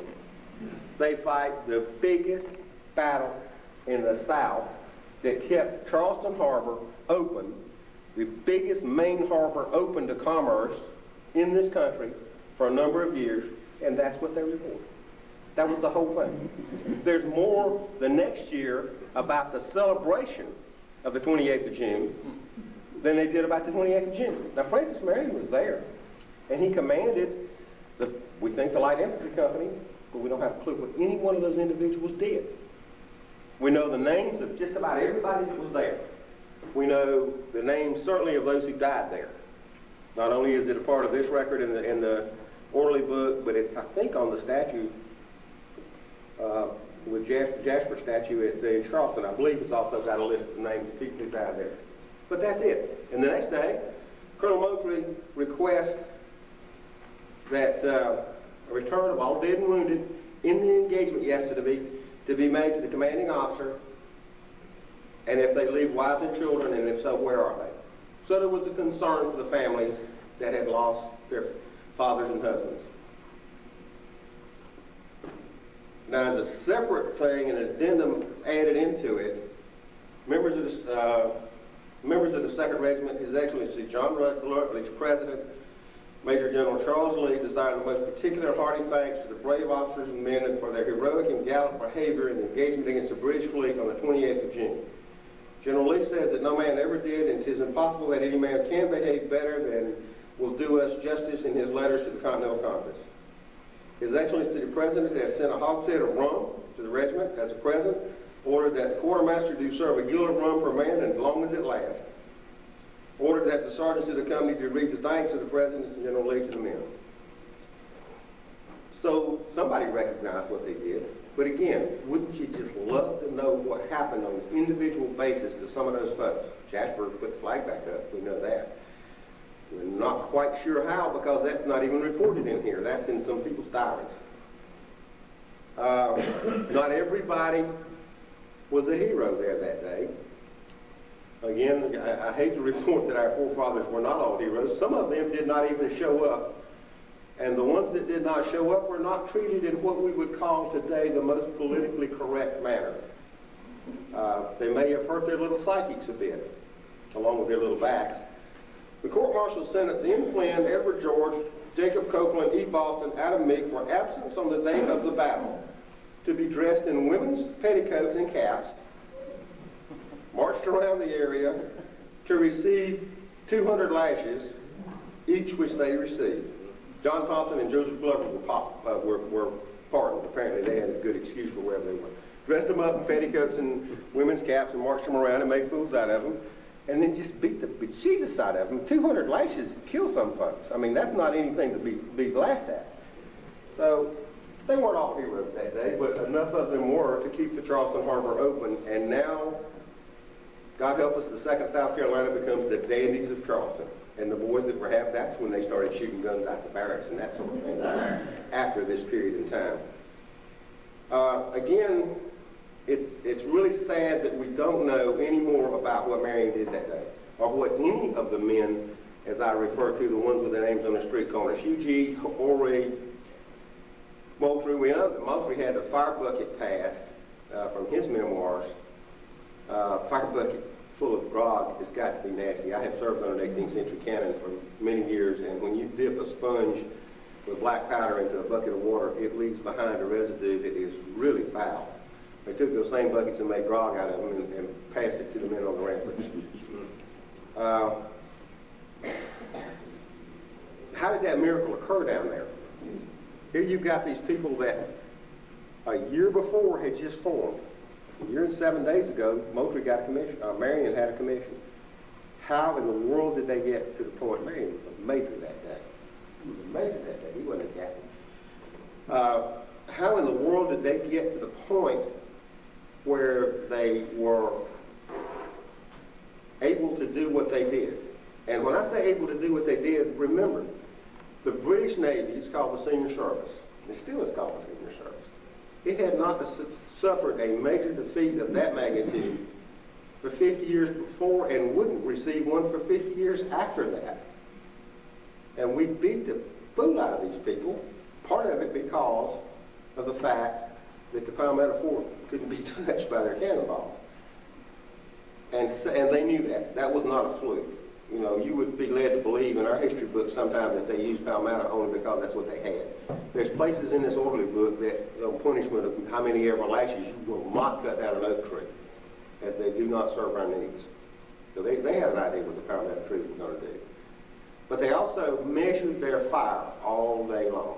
They didn't get into this blazing firefight where they shot up all their ammunition in no time at all.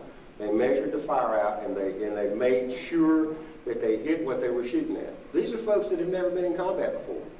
Being in combat can be a very humbling experience. It's actually sheer fear.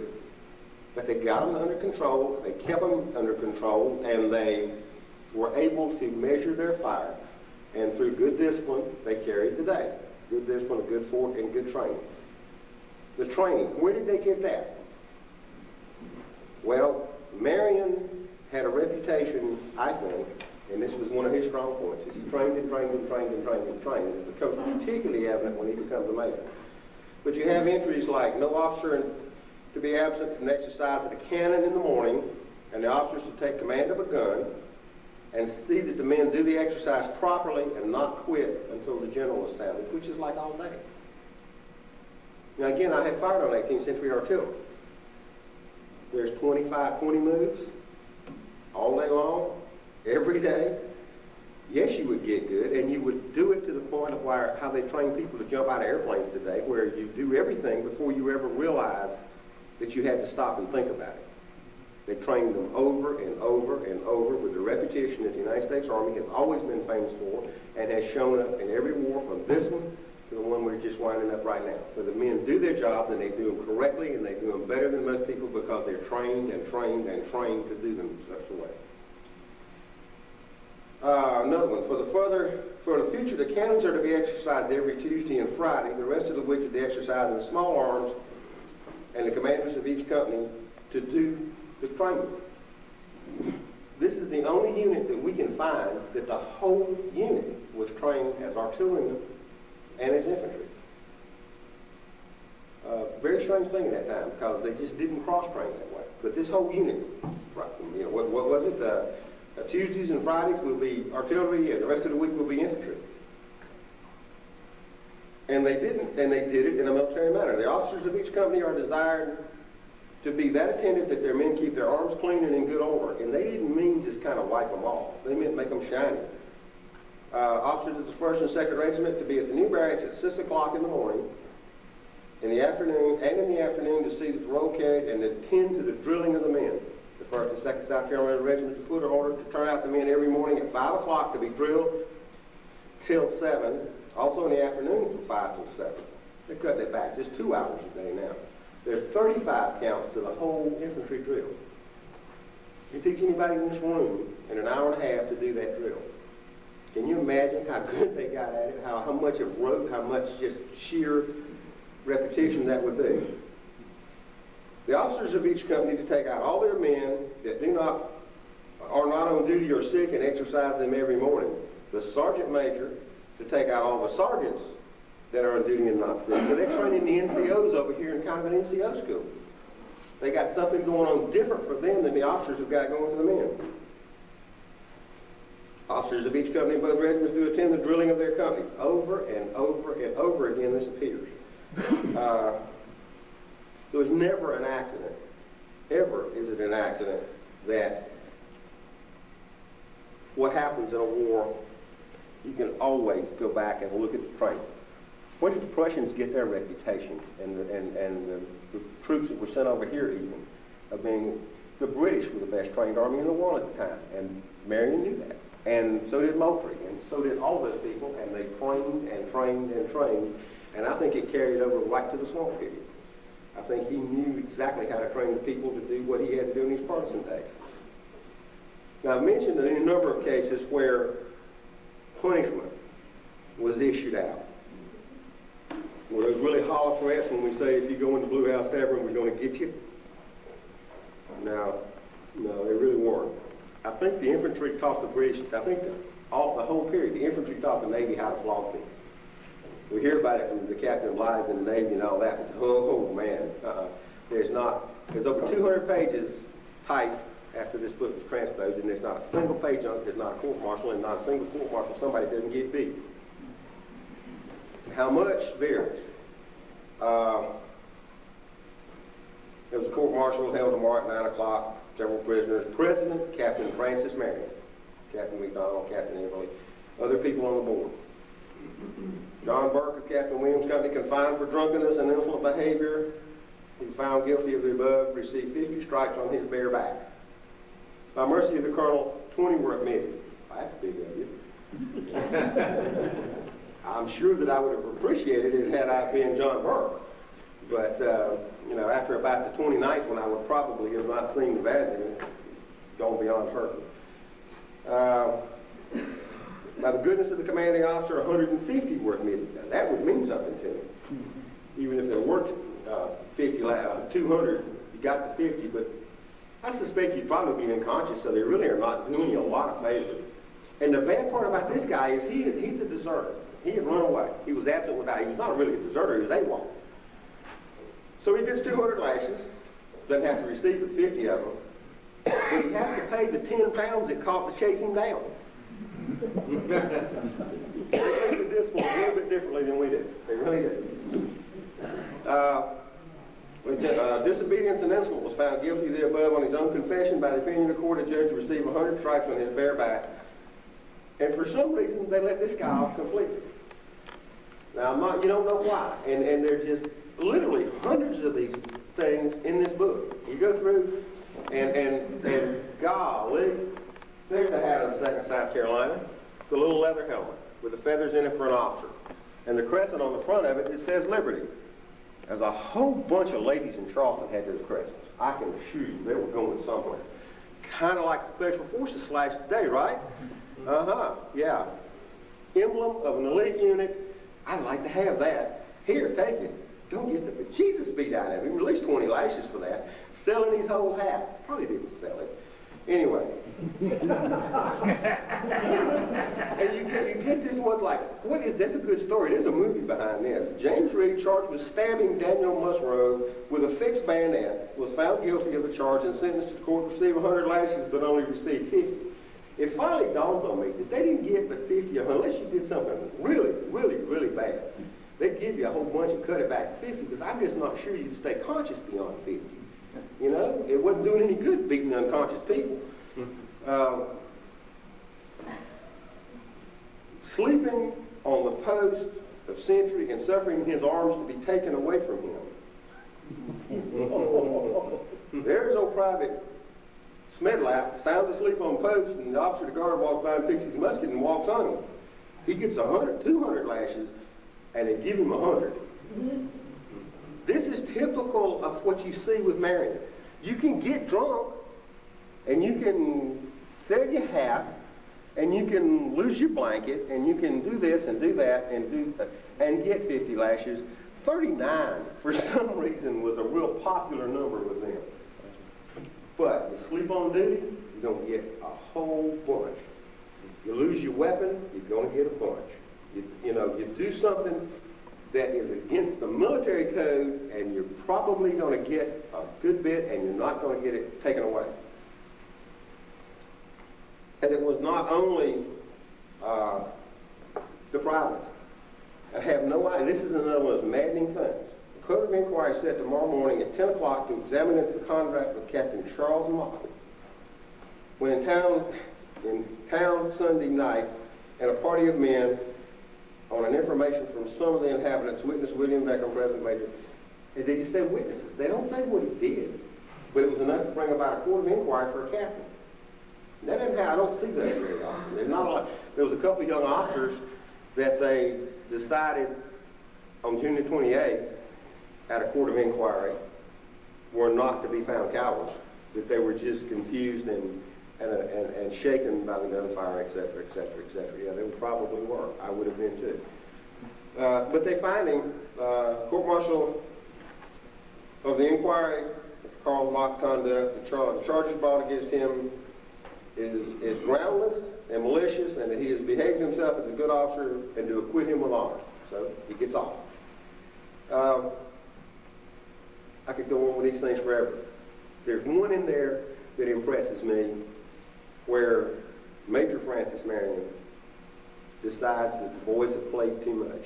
And I don't really know what they've done, and there's no indication of what has happened. But he comes down on them hard, and when I say comes down on them hard, it might not sound hard. Those of y'all in the military, that have been in the military, you can see it happen. It's one of those chewings where the commander never raises his voice. He's got this flat deadpan, and you just know that you have walked way beyond the edge of the envelope. Been there, done that.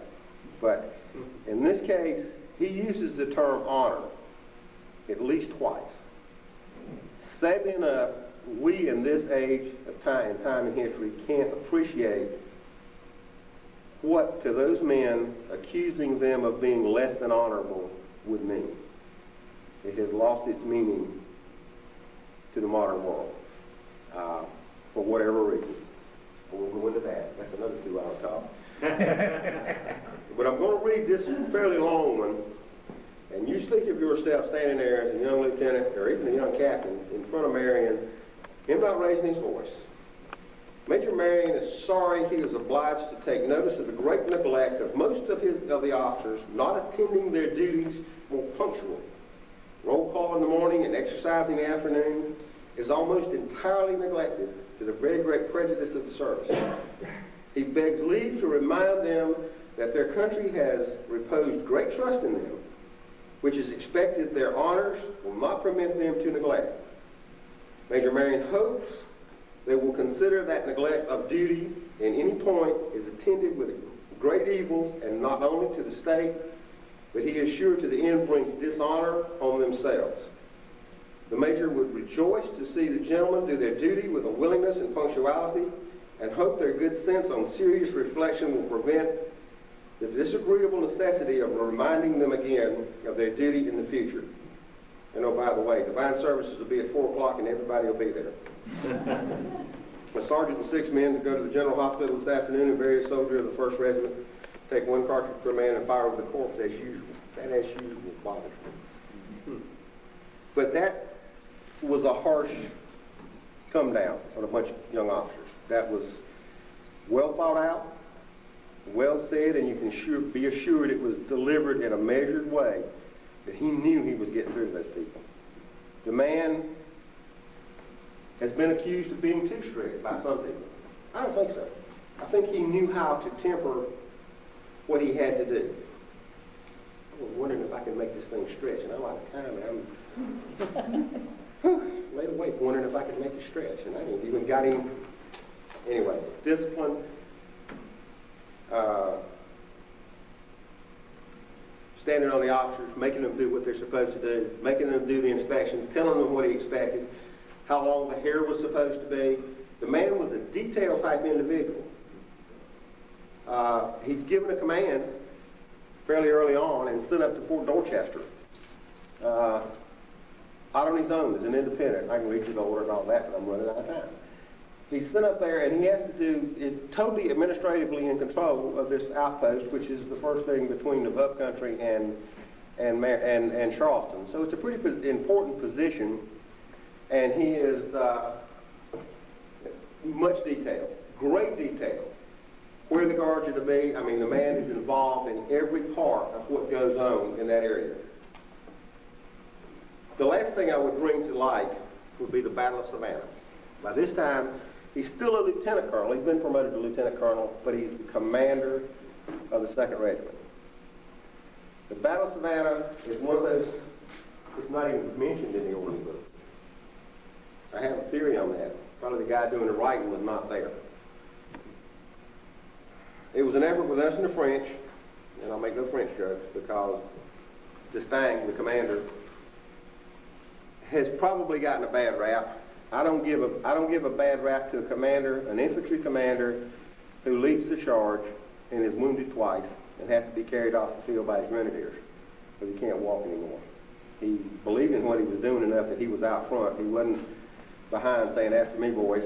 He was out there in front when he was doing the infantry follow me thing. It went to the devil. It was a good plan. It would be difficult to execute with our communications that are available today. And with no communications, it just went to the devil. And they did dumb things like give Prevost extra 24 hours, which turned into about a week, to decide whether he was going to surrender or not. Yeah. He reinforced that thing. He put everybody in Savannah out there digging ditches and getting the forts up to strength where you couldn't attack them successfully. He pushed things a little bit too quickly. His own engineers told him to get the abatis and the stuff that needed to come down from in front of the front down would take another 2 weeks. He attacked the next day. But again, the man was in the front.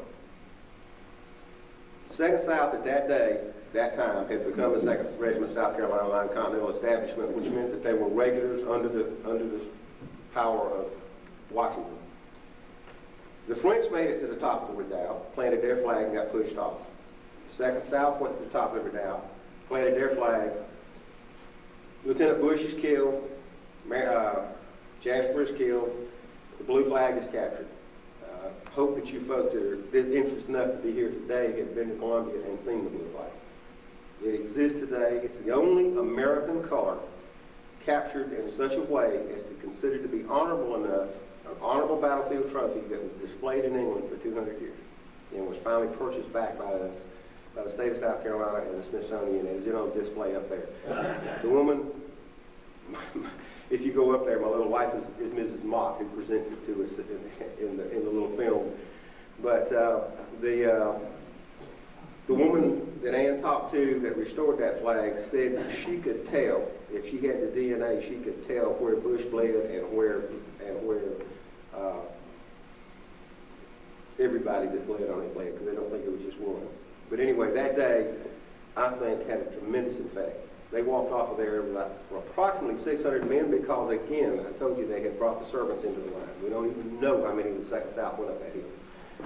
They left at least 250 dead out of 600. That's getting close to a third. That's pretty bad losses. And that's dead. That doesn't include wounded. So, I have to skip way far ahead now. to a place called Black Mingo, and that's where some of you other folks take over, when he becomes the man who's read about in all the war colleges in the world today. But what I think I would like to leave you with, it's a lot of that man, a lot of that Marion, the legend, the Swamp Fox, which, what if he's ever called a Swamp Fox in those days? That's an interesting conversation in itself. That man came from the influences of a William Moultrie, who, everything I've read by William Moultrie said that that man understood leadership by example. Basically the kind of honorable person that Huguenot was. He believed in honor more than just lip service. He certainly has a very quiet religious side to him. And I think lastly, and certainly not least, is the experience of leading those men in Savannah and seeing a third of his unit just wiped out, dead, and the other part. And he had to deal with that because everybody else goes back to Charleston, but they left him at the ruins at the church. What am I trying to say? I keep thinking out of my head now. Right outside of Savannah, outside of Beaufort. Shelton, an old Shelton church. That's where they kind of got it back together and headed out. With all the wounded and all the people who were still dying there, Marion was still in command. He was still in the field, still commanding when everybody else went back to Charleston. He's still there with the 2nd Regiment, consolidating what's left and trying to get back to Charleston. So I think all these experiences go up to make the man that we don't even understand and can't find out a whole lot about today. Where the devil was he at Savannah? Where was he at Fort Moultrie? You know, I know where he was this day 200 years ago. He's sitting on Fort Moultrie, while his company went off up north to watch for the bricks coming in, which are coming in 6 weeks. Thank you again for having me. I appreciate it very much.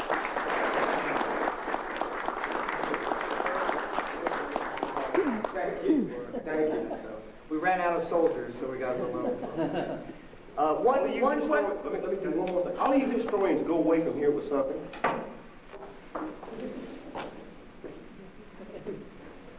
That's the way the crescent sits on the flag.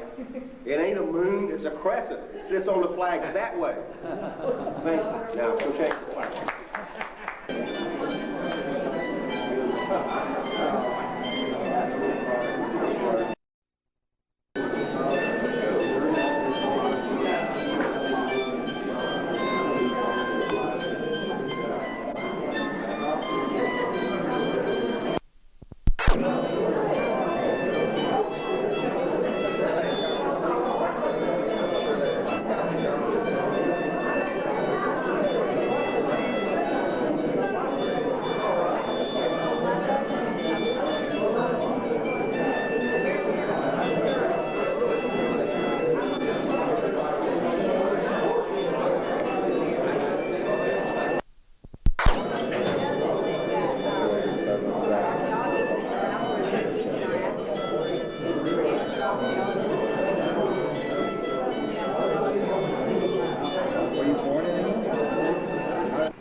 When the British occupied South Carolina, they sent 5 different British commanders into the swamps between Santee and Pee Dee in order to neutralize the rebels and hopefully eliminate Francis Marion.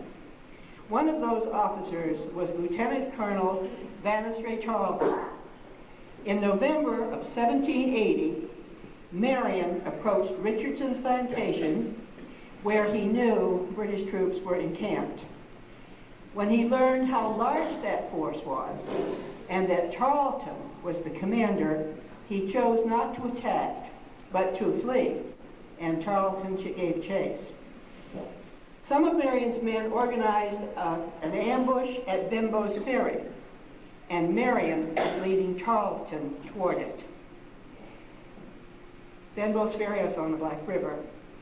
James relates that Marion pursued a route down Black River for 35 miles through woods, swamps, and bogs, where there were no roads. He encamped the following night at Bimbo's Ferry and waited. Now, Charlton wrote that he pursued Marion, quote, for 7 hours through swamps and defiles, unquote. He rode from Jack's Creek on the Santee, around the miry woodyard, and then eastward across 26 miles of fields, woods, and swamps. And not having so much as a glimpse of Marion's men, he stopped at Ox Swamp on the Black River.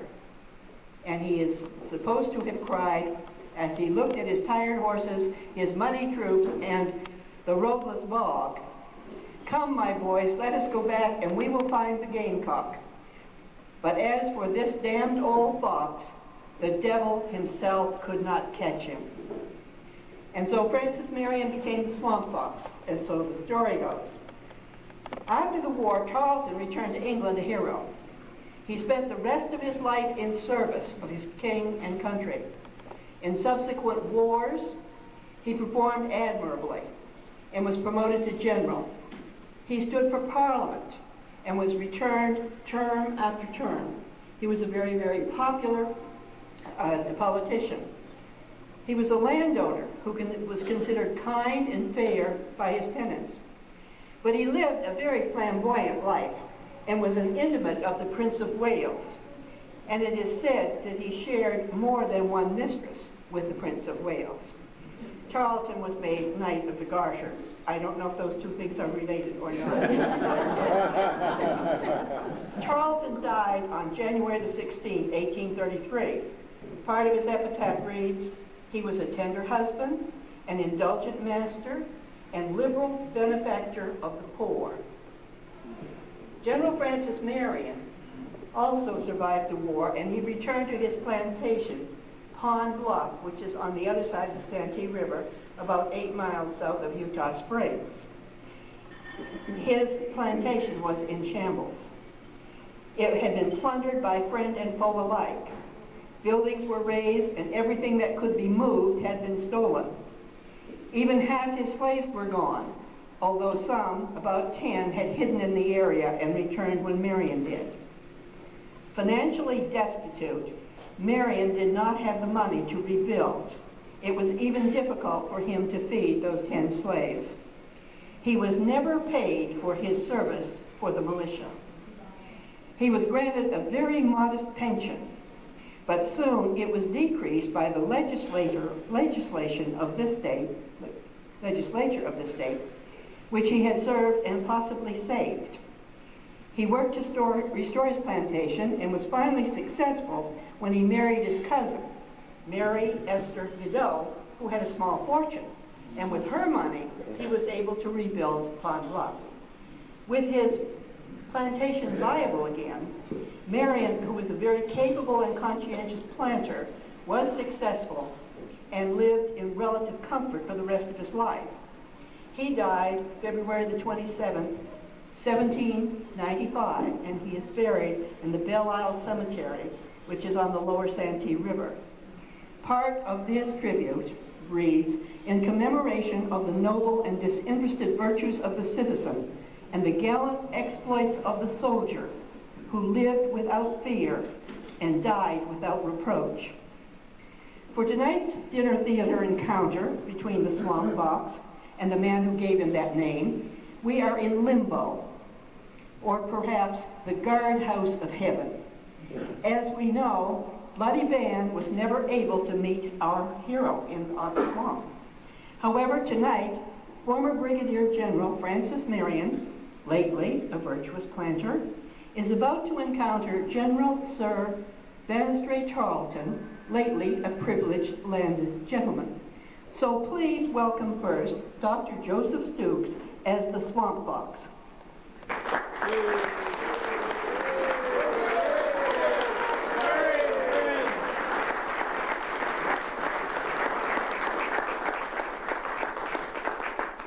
And now would you welcome Howard Burnham as the Green Dragoon in The Devil Himself Couldn't.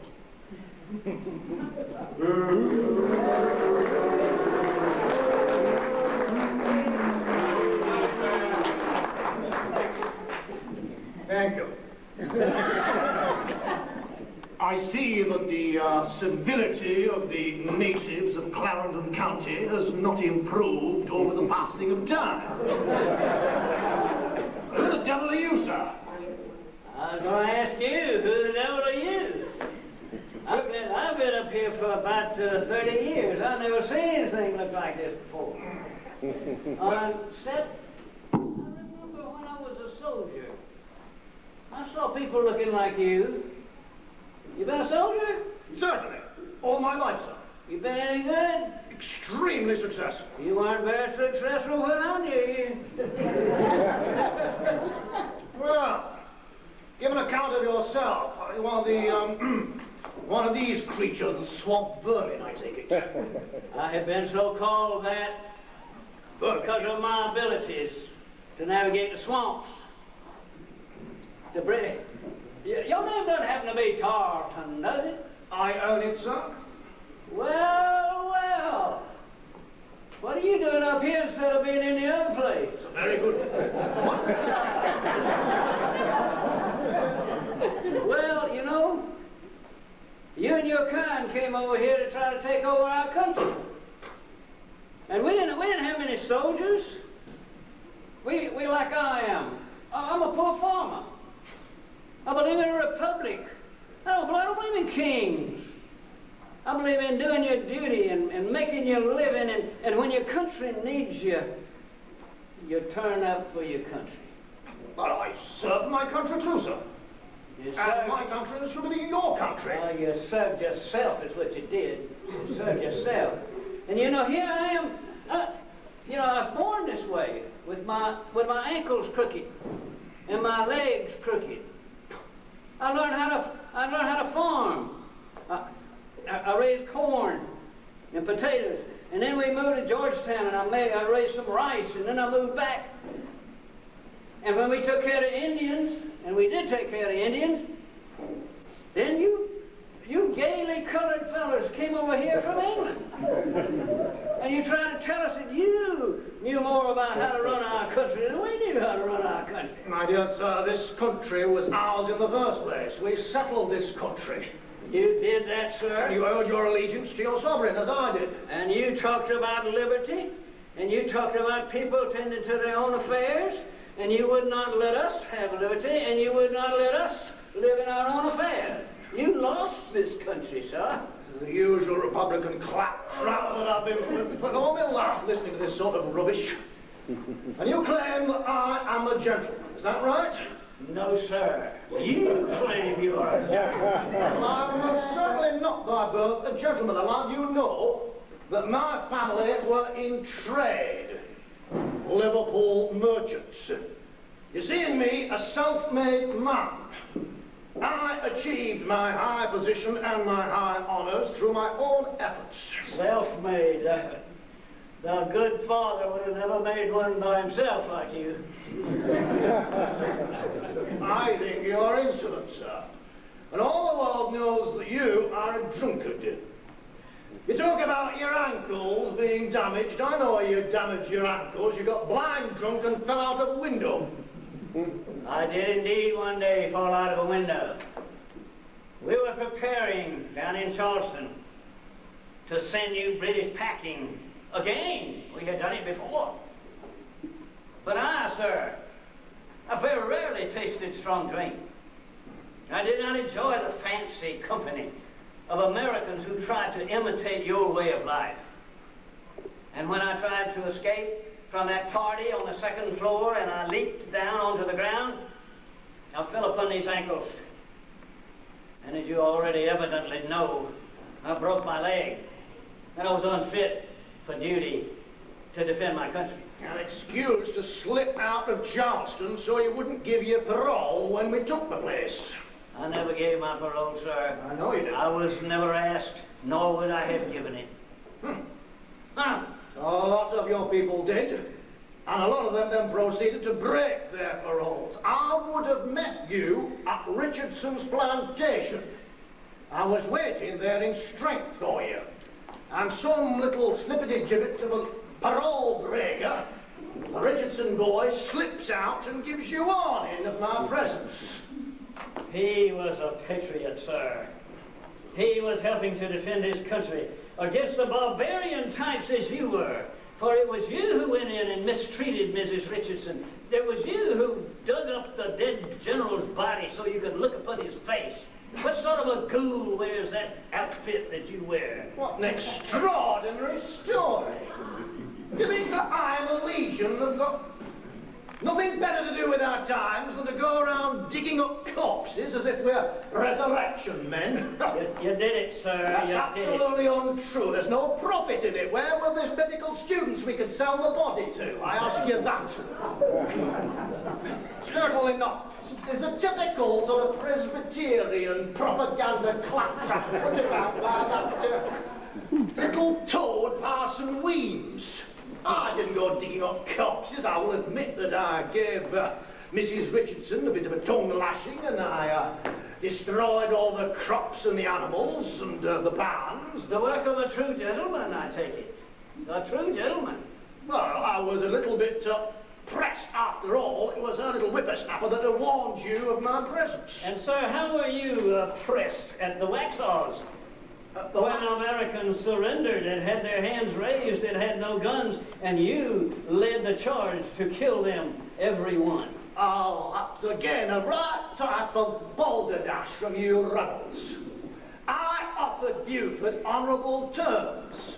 I wrote to him, "Sir, you are encompassed by 700 light troops. The Earl Cornwallis is in the vicinity with 9 British battalions.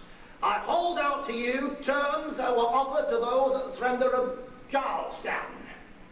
You're to fire your arms after 1 hour of receiving this flag. If you refuse this, the blood be on your own head."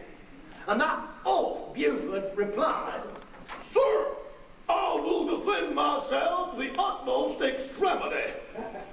He then proceeded to hold his fire until my lads were almost on top of him. No time for a second volley. Mind you, that first volley shot my horse from under me.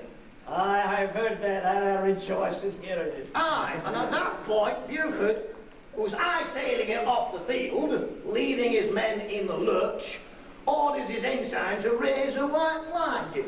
Well, understandably, my lads thought their commander had been shot down under a flag of truce, and they went wild. Well, I can't blame Those them. men asked for quarter, sir.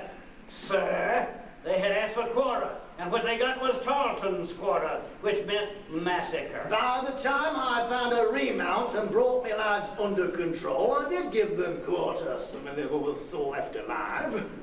It is a shame you were unable to control your lads. What an excuse for a commander. How can A you commander can drink. How can you control your troops in battle when your horse is shot from under you? Be reasonable, man. Be reasonable, man. You went there, malice aforethought, sir. And we called it Tarleton's quarter, which meant no quarter at all.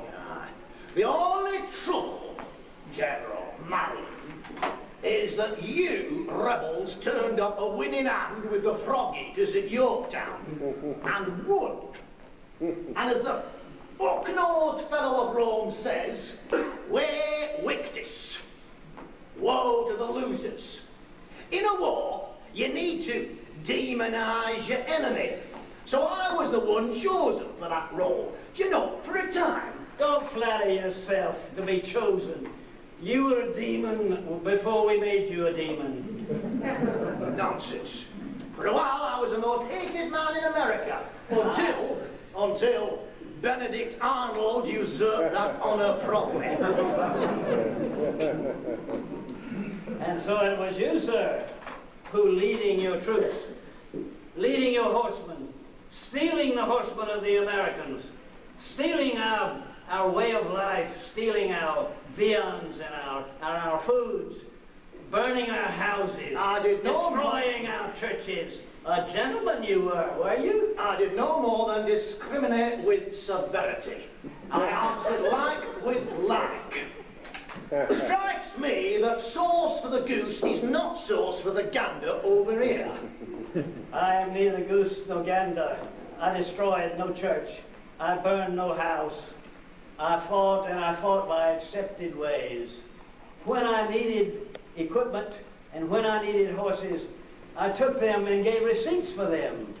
I did not take them and plan to keep them and call them the spoils of war. You, sir, did that. Many of your rebel commanders spoilt the property of loyalists. Yes, they were our enemies. With no reparation. Well, you were our enemies. Why shouldn't we spoil you? As I say, sauce for the goose is sauce for the gander, but not here in America. Oh, no. Oh, If an outrage is performed by our side, it is an outrage. But if it's performed by your side, it's just patriotic fervor. it is our cities that were destroyed. It is our countryside that was destroyed. And you, sir, are one of the great of the destroyers. You, sir, destruction. I ask you again, what are you doing in this place? I think you've taken the wrong direction. No, certainly not. Look at my record in England. I was a highly successful, admired landlord. My tenants had no cause to complain. I served my king and my country all my career and raised myself to the rank of a full general. I have a little bit more respect from you. You're only a brigadier general. But, sir, I'm a citizen.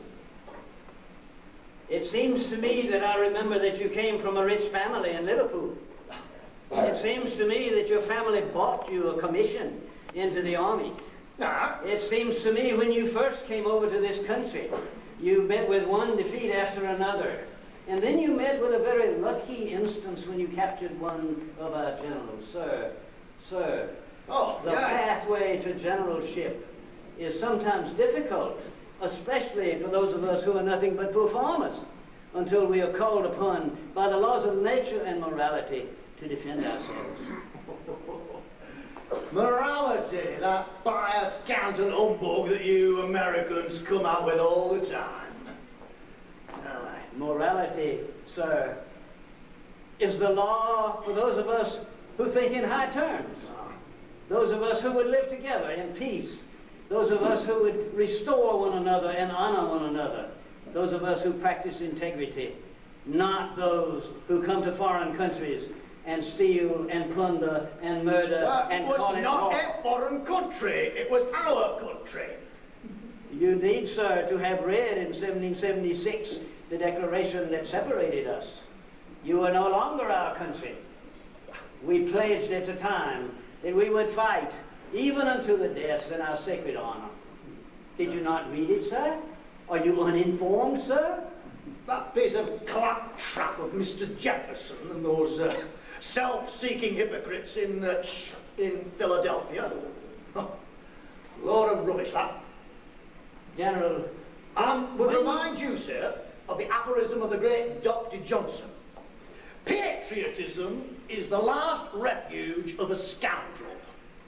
and so it was patriotism that brought you here, scoundrel? It's you lot that are vaunting your patriotism all the time. It's patriot this, patriot that.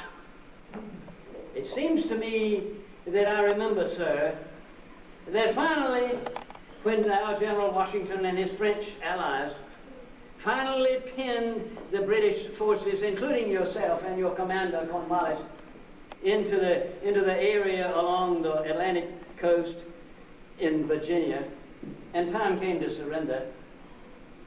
It seems to me that General Cornwallis in Yorktown surrendered, and you, sir, in Gloucester, did the same. Is that correct, sir? I obeyed the orders of my superior. I did. And as a true general, sir, you were a prisoner of war. I gave my parole. Were you at all, sir, fearful of your life? I was, that. Aye.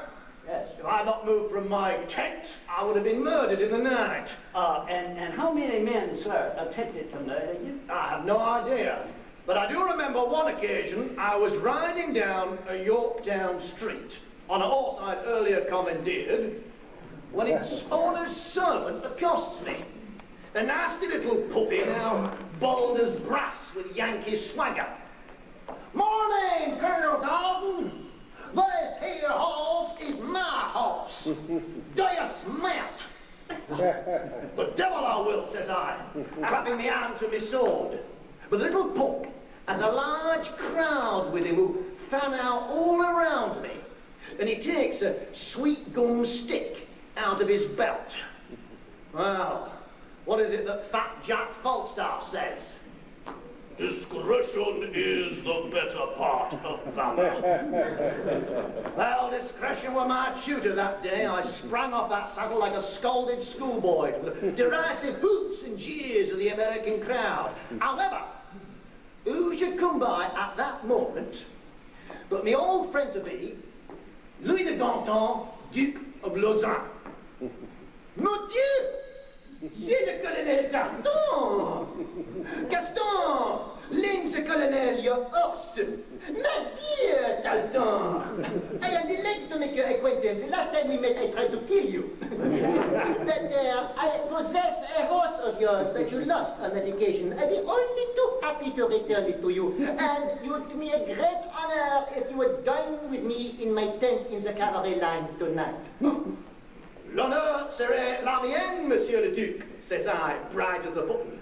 Oxford may not have taught me much, but it gave me more than a smattering of frog talk.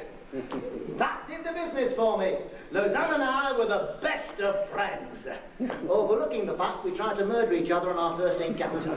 Now, he was a gentleman.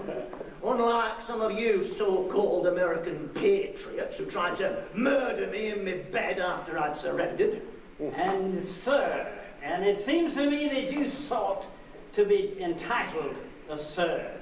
Aye. Sir, you say you commandeered the horse. Aye. 'Tis military claptrap, sir. You stole the horse. I did not. And you were owed the horse. I did. And you knew in your heart that you had taken the horse. And so you dismounted. Not of fear, for you're a general, sir. Are you afraid? I wasn't a general at that point in my career. You were still a soldier, and a red-coated soldier. I was actually wearing a green And you coat were on a that vain occasion. popinjay, as you are right now, sir. Popinjay? Yes, and vain and self-centered and concerned about yourself. When the war was over, sir, I returned to my farm. My country had no more need of me. I had spent 3 years, and I returned to Pond Bluff, a few miles north of Charleston. And I found it destroyed. I found that my house was burned, my fields were plundered, my slaves were taken away, my stock was gone. That's what it cost me in the Revolutionary War. And I tried to restore my fortunes with my 10 slaves who remained. And I had a difficult time. So what did you do when the war was over? Well, I returned to England, where they were in need of a hero, and I fitted the bill. Yes. When I reached Liverpool, I was greeted by a crowd of 20,000. Men pulled the horses from my carriage and pulled the carriage through the streets. Fireworks, bonfires, bells ringing. My mother commissioned Sir Sloshua Reynolds, the chief dauber of the day, to immortalise me in oils, which I flatter myself he did rather effectively. It was in his studios that I met pretty little Mary, quite contrary, Perdita Robinson. And I became the lover, sighing like a furnace with a woeful ballad made to me Mistress Ivor. And sir, that's the way you served your country when the war was over. You told them you were the hero. You played the role of a hero. And you took the company of Miss Perdita? Perdita, aye? Yes. She's a very handsome lass. Yes. The way one serves one country. I had served my country. Yes. When my successes were reported in the London Gazette Extraordinary, in London I was referred to as Fight and Conquer Tarleton. Mother were proud. Sir, when our war was over and we were attempting to build the nation that was our dream, a republic where free men could live, all equal, only separated by ability, not by blood, not by heritage. The people returned me on every occasion to the local legislature. And sir, I understand that you were in Parliament. Did you sometimes lose in your races? What? First. Did you ever lose again, sir? Nope. I was returned 7 times as the honourable and gallant member for Liverpool. Honourable. And gallant. Yes. Which is the style of a serving officer, which I was, sir. The man who murdered surrendering men. Why The did man you who discuss that? destroyed the land just for the enjoyment of destroying the land. And those who had the nerve to attempt to catch me in my swamp when it was not their swamp. What a foolhardy thing for a military man to try. Well, very well he nearly did catch you. Here, Very nearly doesn't count in war, sir. some victuals for you, General. You tell us that fairy story about feeding sweet potatoes to a British officer. Yes, sir. The sweet potatoes was one of the best of the meals that we had. I could have given him some vinegar. That's what my soldiers usually took. It was the way we kept ourselves going. Make no fun of the yam, sir. The yam is better than Yorkshire pudding when you decide who won the war. Strikes me you're a bit of an old yam yourself. I'm honored by such a comment from you, sir. Thank you. I am honored, sir. Sir, it seems to me that up here, when I do not hear the news so much, that there was a Napoleon who threatened the British Empire or the tatters that was left. That's right. And I am sure that you were in the forefront in destroying Napoleon. Well, I certainly did my bit. The problem was that I was in the wrong place at the wrong time. I was Commander-in-Chief in Portugal before there was any fighting in Portugal. And so did you say, sir, it was only fate. It was not your own pomposity and the fact that your superior officers recognized your inabilities. Certainly not. I was then transferred to Ireland.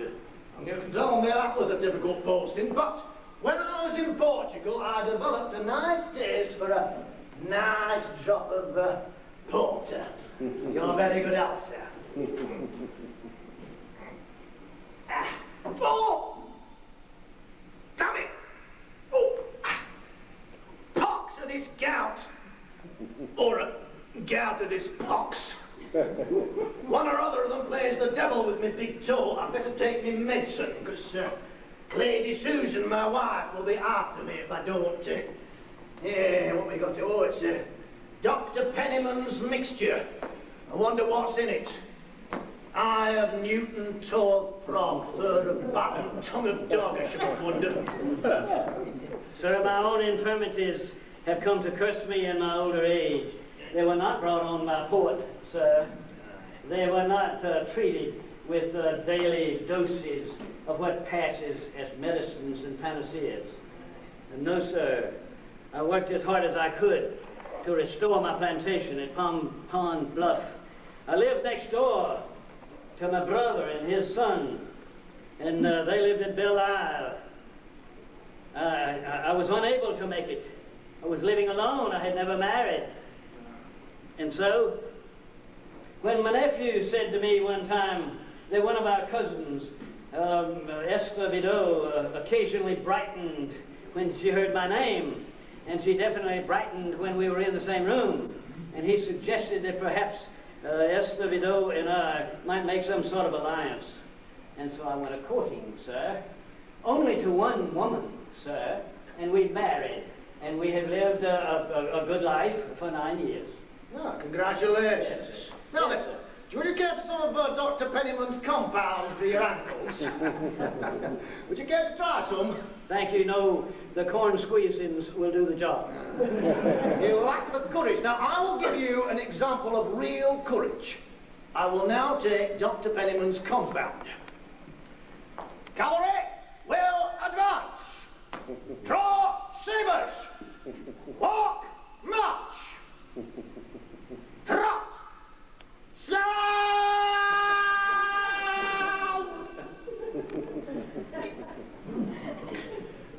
Definitely Eye of Newt. Sir, no wonder we Americans, untrained as we were, won the war.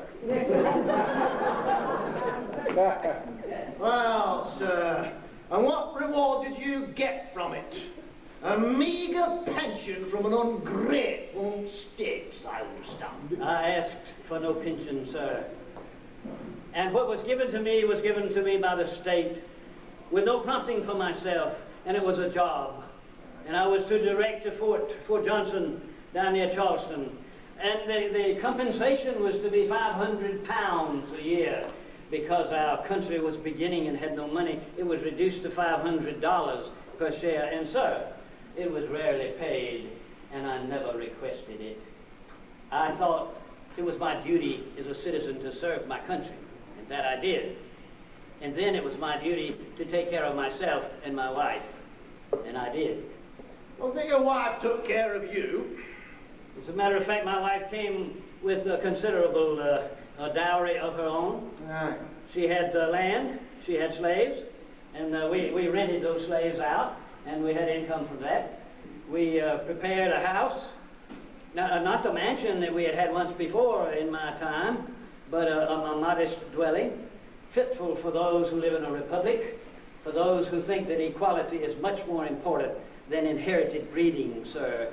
Your pedigree is offensive to Americans. Well, I have no pedigree. I was the second son of a merchant family. I had to achieve my high position by my own efforts. Your modesty betrays you, sir. In 1815, when Boney was finally packed up to St. Helena and they were dishing out honours by the bucketful, I got nothing. Absolutely nothing. And I had given 2 fingers for my king and country. So, I complained to Lord Bathurst, the Secretary at War, but that poxy pen pusher just blandly shrugged his shoulders. So, I laid my complaint before Freddie York at Horse Guards. Duke of York did the best he could for me, but the best he could come up with was a baronetcy, an hereditary knighthood that does not give access to the House of Lords. However, in 1820, when my former friend, the Prince of Wales, became King George IV, he remembered me and created me a Knight's Grand Cross of the Order of the Bath. Not the Garter, as somebody said. Yes. And I must say that gave me more satisfaction than the knighthood. I recognize the fact, sir, that you had to work very, very hard to be recognized in your own country and in your baronetcy. In our country, I did not ask to be recognized, but I was recognized. And when the state legislature attempted to pass a law that said that all of us who had been in command during the war were now free from any litigation from those who might decide to sue us to gain once more property which they claimed that we had taken, I move that my name be stricken from the list. For if I had ever taken anything from anyone, I was personally prepared to repay. It is not a matter of seeking, sir, what honors your country can belatedly spend upon you. It is a matter of how you can serve your country, regardless of your age and regardless of your health and regardless of your capacities. Sir, the great difference is those who seek from their country and those who give to their country. But, sir, you say that now you are among the ranks of the poor. Well, so am I. Maybe together, sir, we have something in common. Maybe I can welcome you to this place. Come, let us go together. Thank you, General.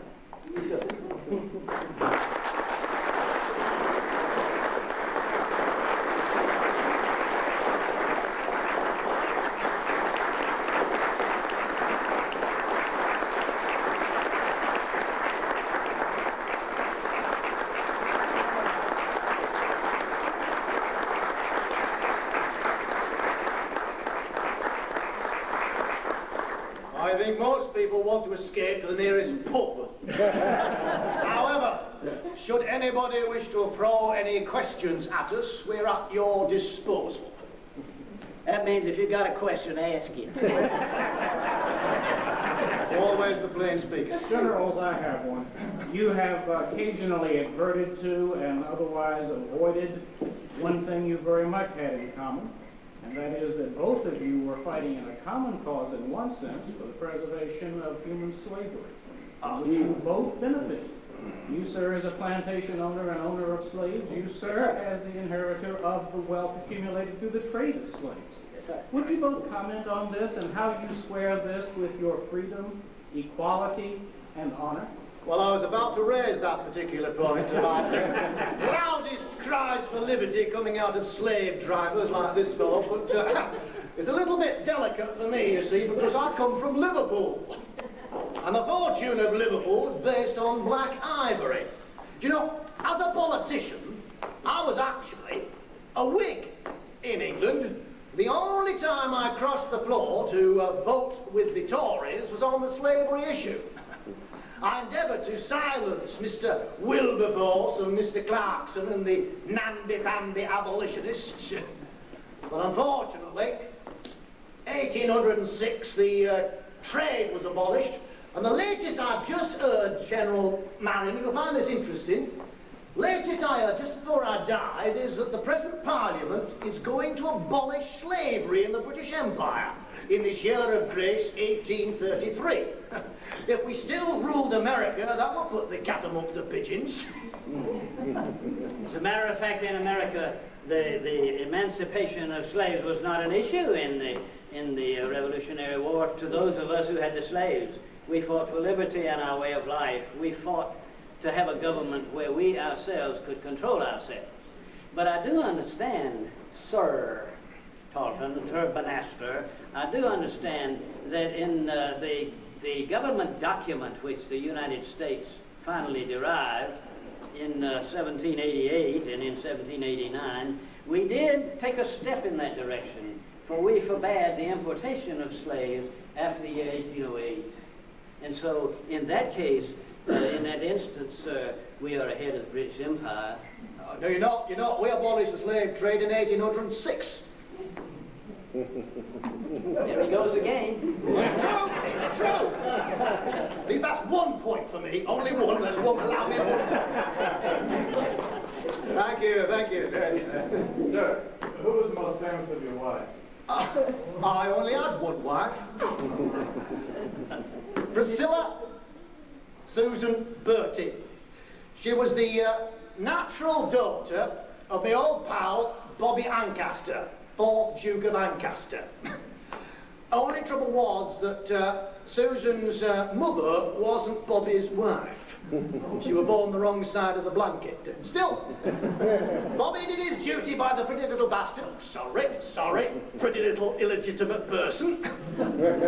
He died in the first year of Susan's life as a result of overheating himself in a running race and then cooling himself down with 6 bottles of claret and champagne. Even by my standard, that's overdoing it. Still, Susan, I always call Lady Tarleton Lady Susan because she should have had that honour in childhood as a courtesy title, but of course, being a bastard, she didn't have it. But I call her Lady Susan, and I'm very fond of her, except for when we moved to Lightwoodine, she started to get very religious, and she threatened to put my entire stock of port wine into the lake. Until I told her, if you did so, all the carp and trout would be drunk as lords, me lady. She's a champion lass, is my Susan. And you've got a lovely wife too, I understand. I had a lovely wife. She was a cousin of mine, and as I explained to you before, other cousins prompted us to find one another. I was 55 and she was 49 when we married. We had no children. We had a marriage that was good enough. In our dreams of having a child, we finally adopted a nephew whose name was Dwight. And we adopted him on the principle and on the understanding that he would change his name to Marion. And as our adopted son, then his heirs would perpetuate the name Marion. And so we arranged, and so we did. Alas, he married twice, and during the 2 marriages he had 2 children, and both were girls. And so my dream of having my name in a direct line was not considered. I died in 1795. My wife lived on for another 15 years. She weighed somewhere between 240 and 250 pounds when she died. Lady of substance. Aye. Susan and I were unable to litter any pups. As a result of which, me title is going to descend to me nephew, little Tommy Tucker-Talton. Who sat in the corner, eating his uncle's pie. He put in his thumb and pulled out a plum and said, "Eee, I'm a baronet, aye." Mom in a little creek. Any more questions? I think you've got your dismissal then. You've been a lovely audience, bless you, thank you very much.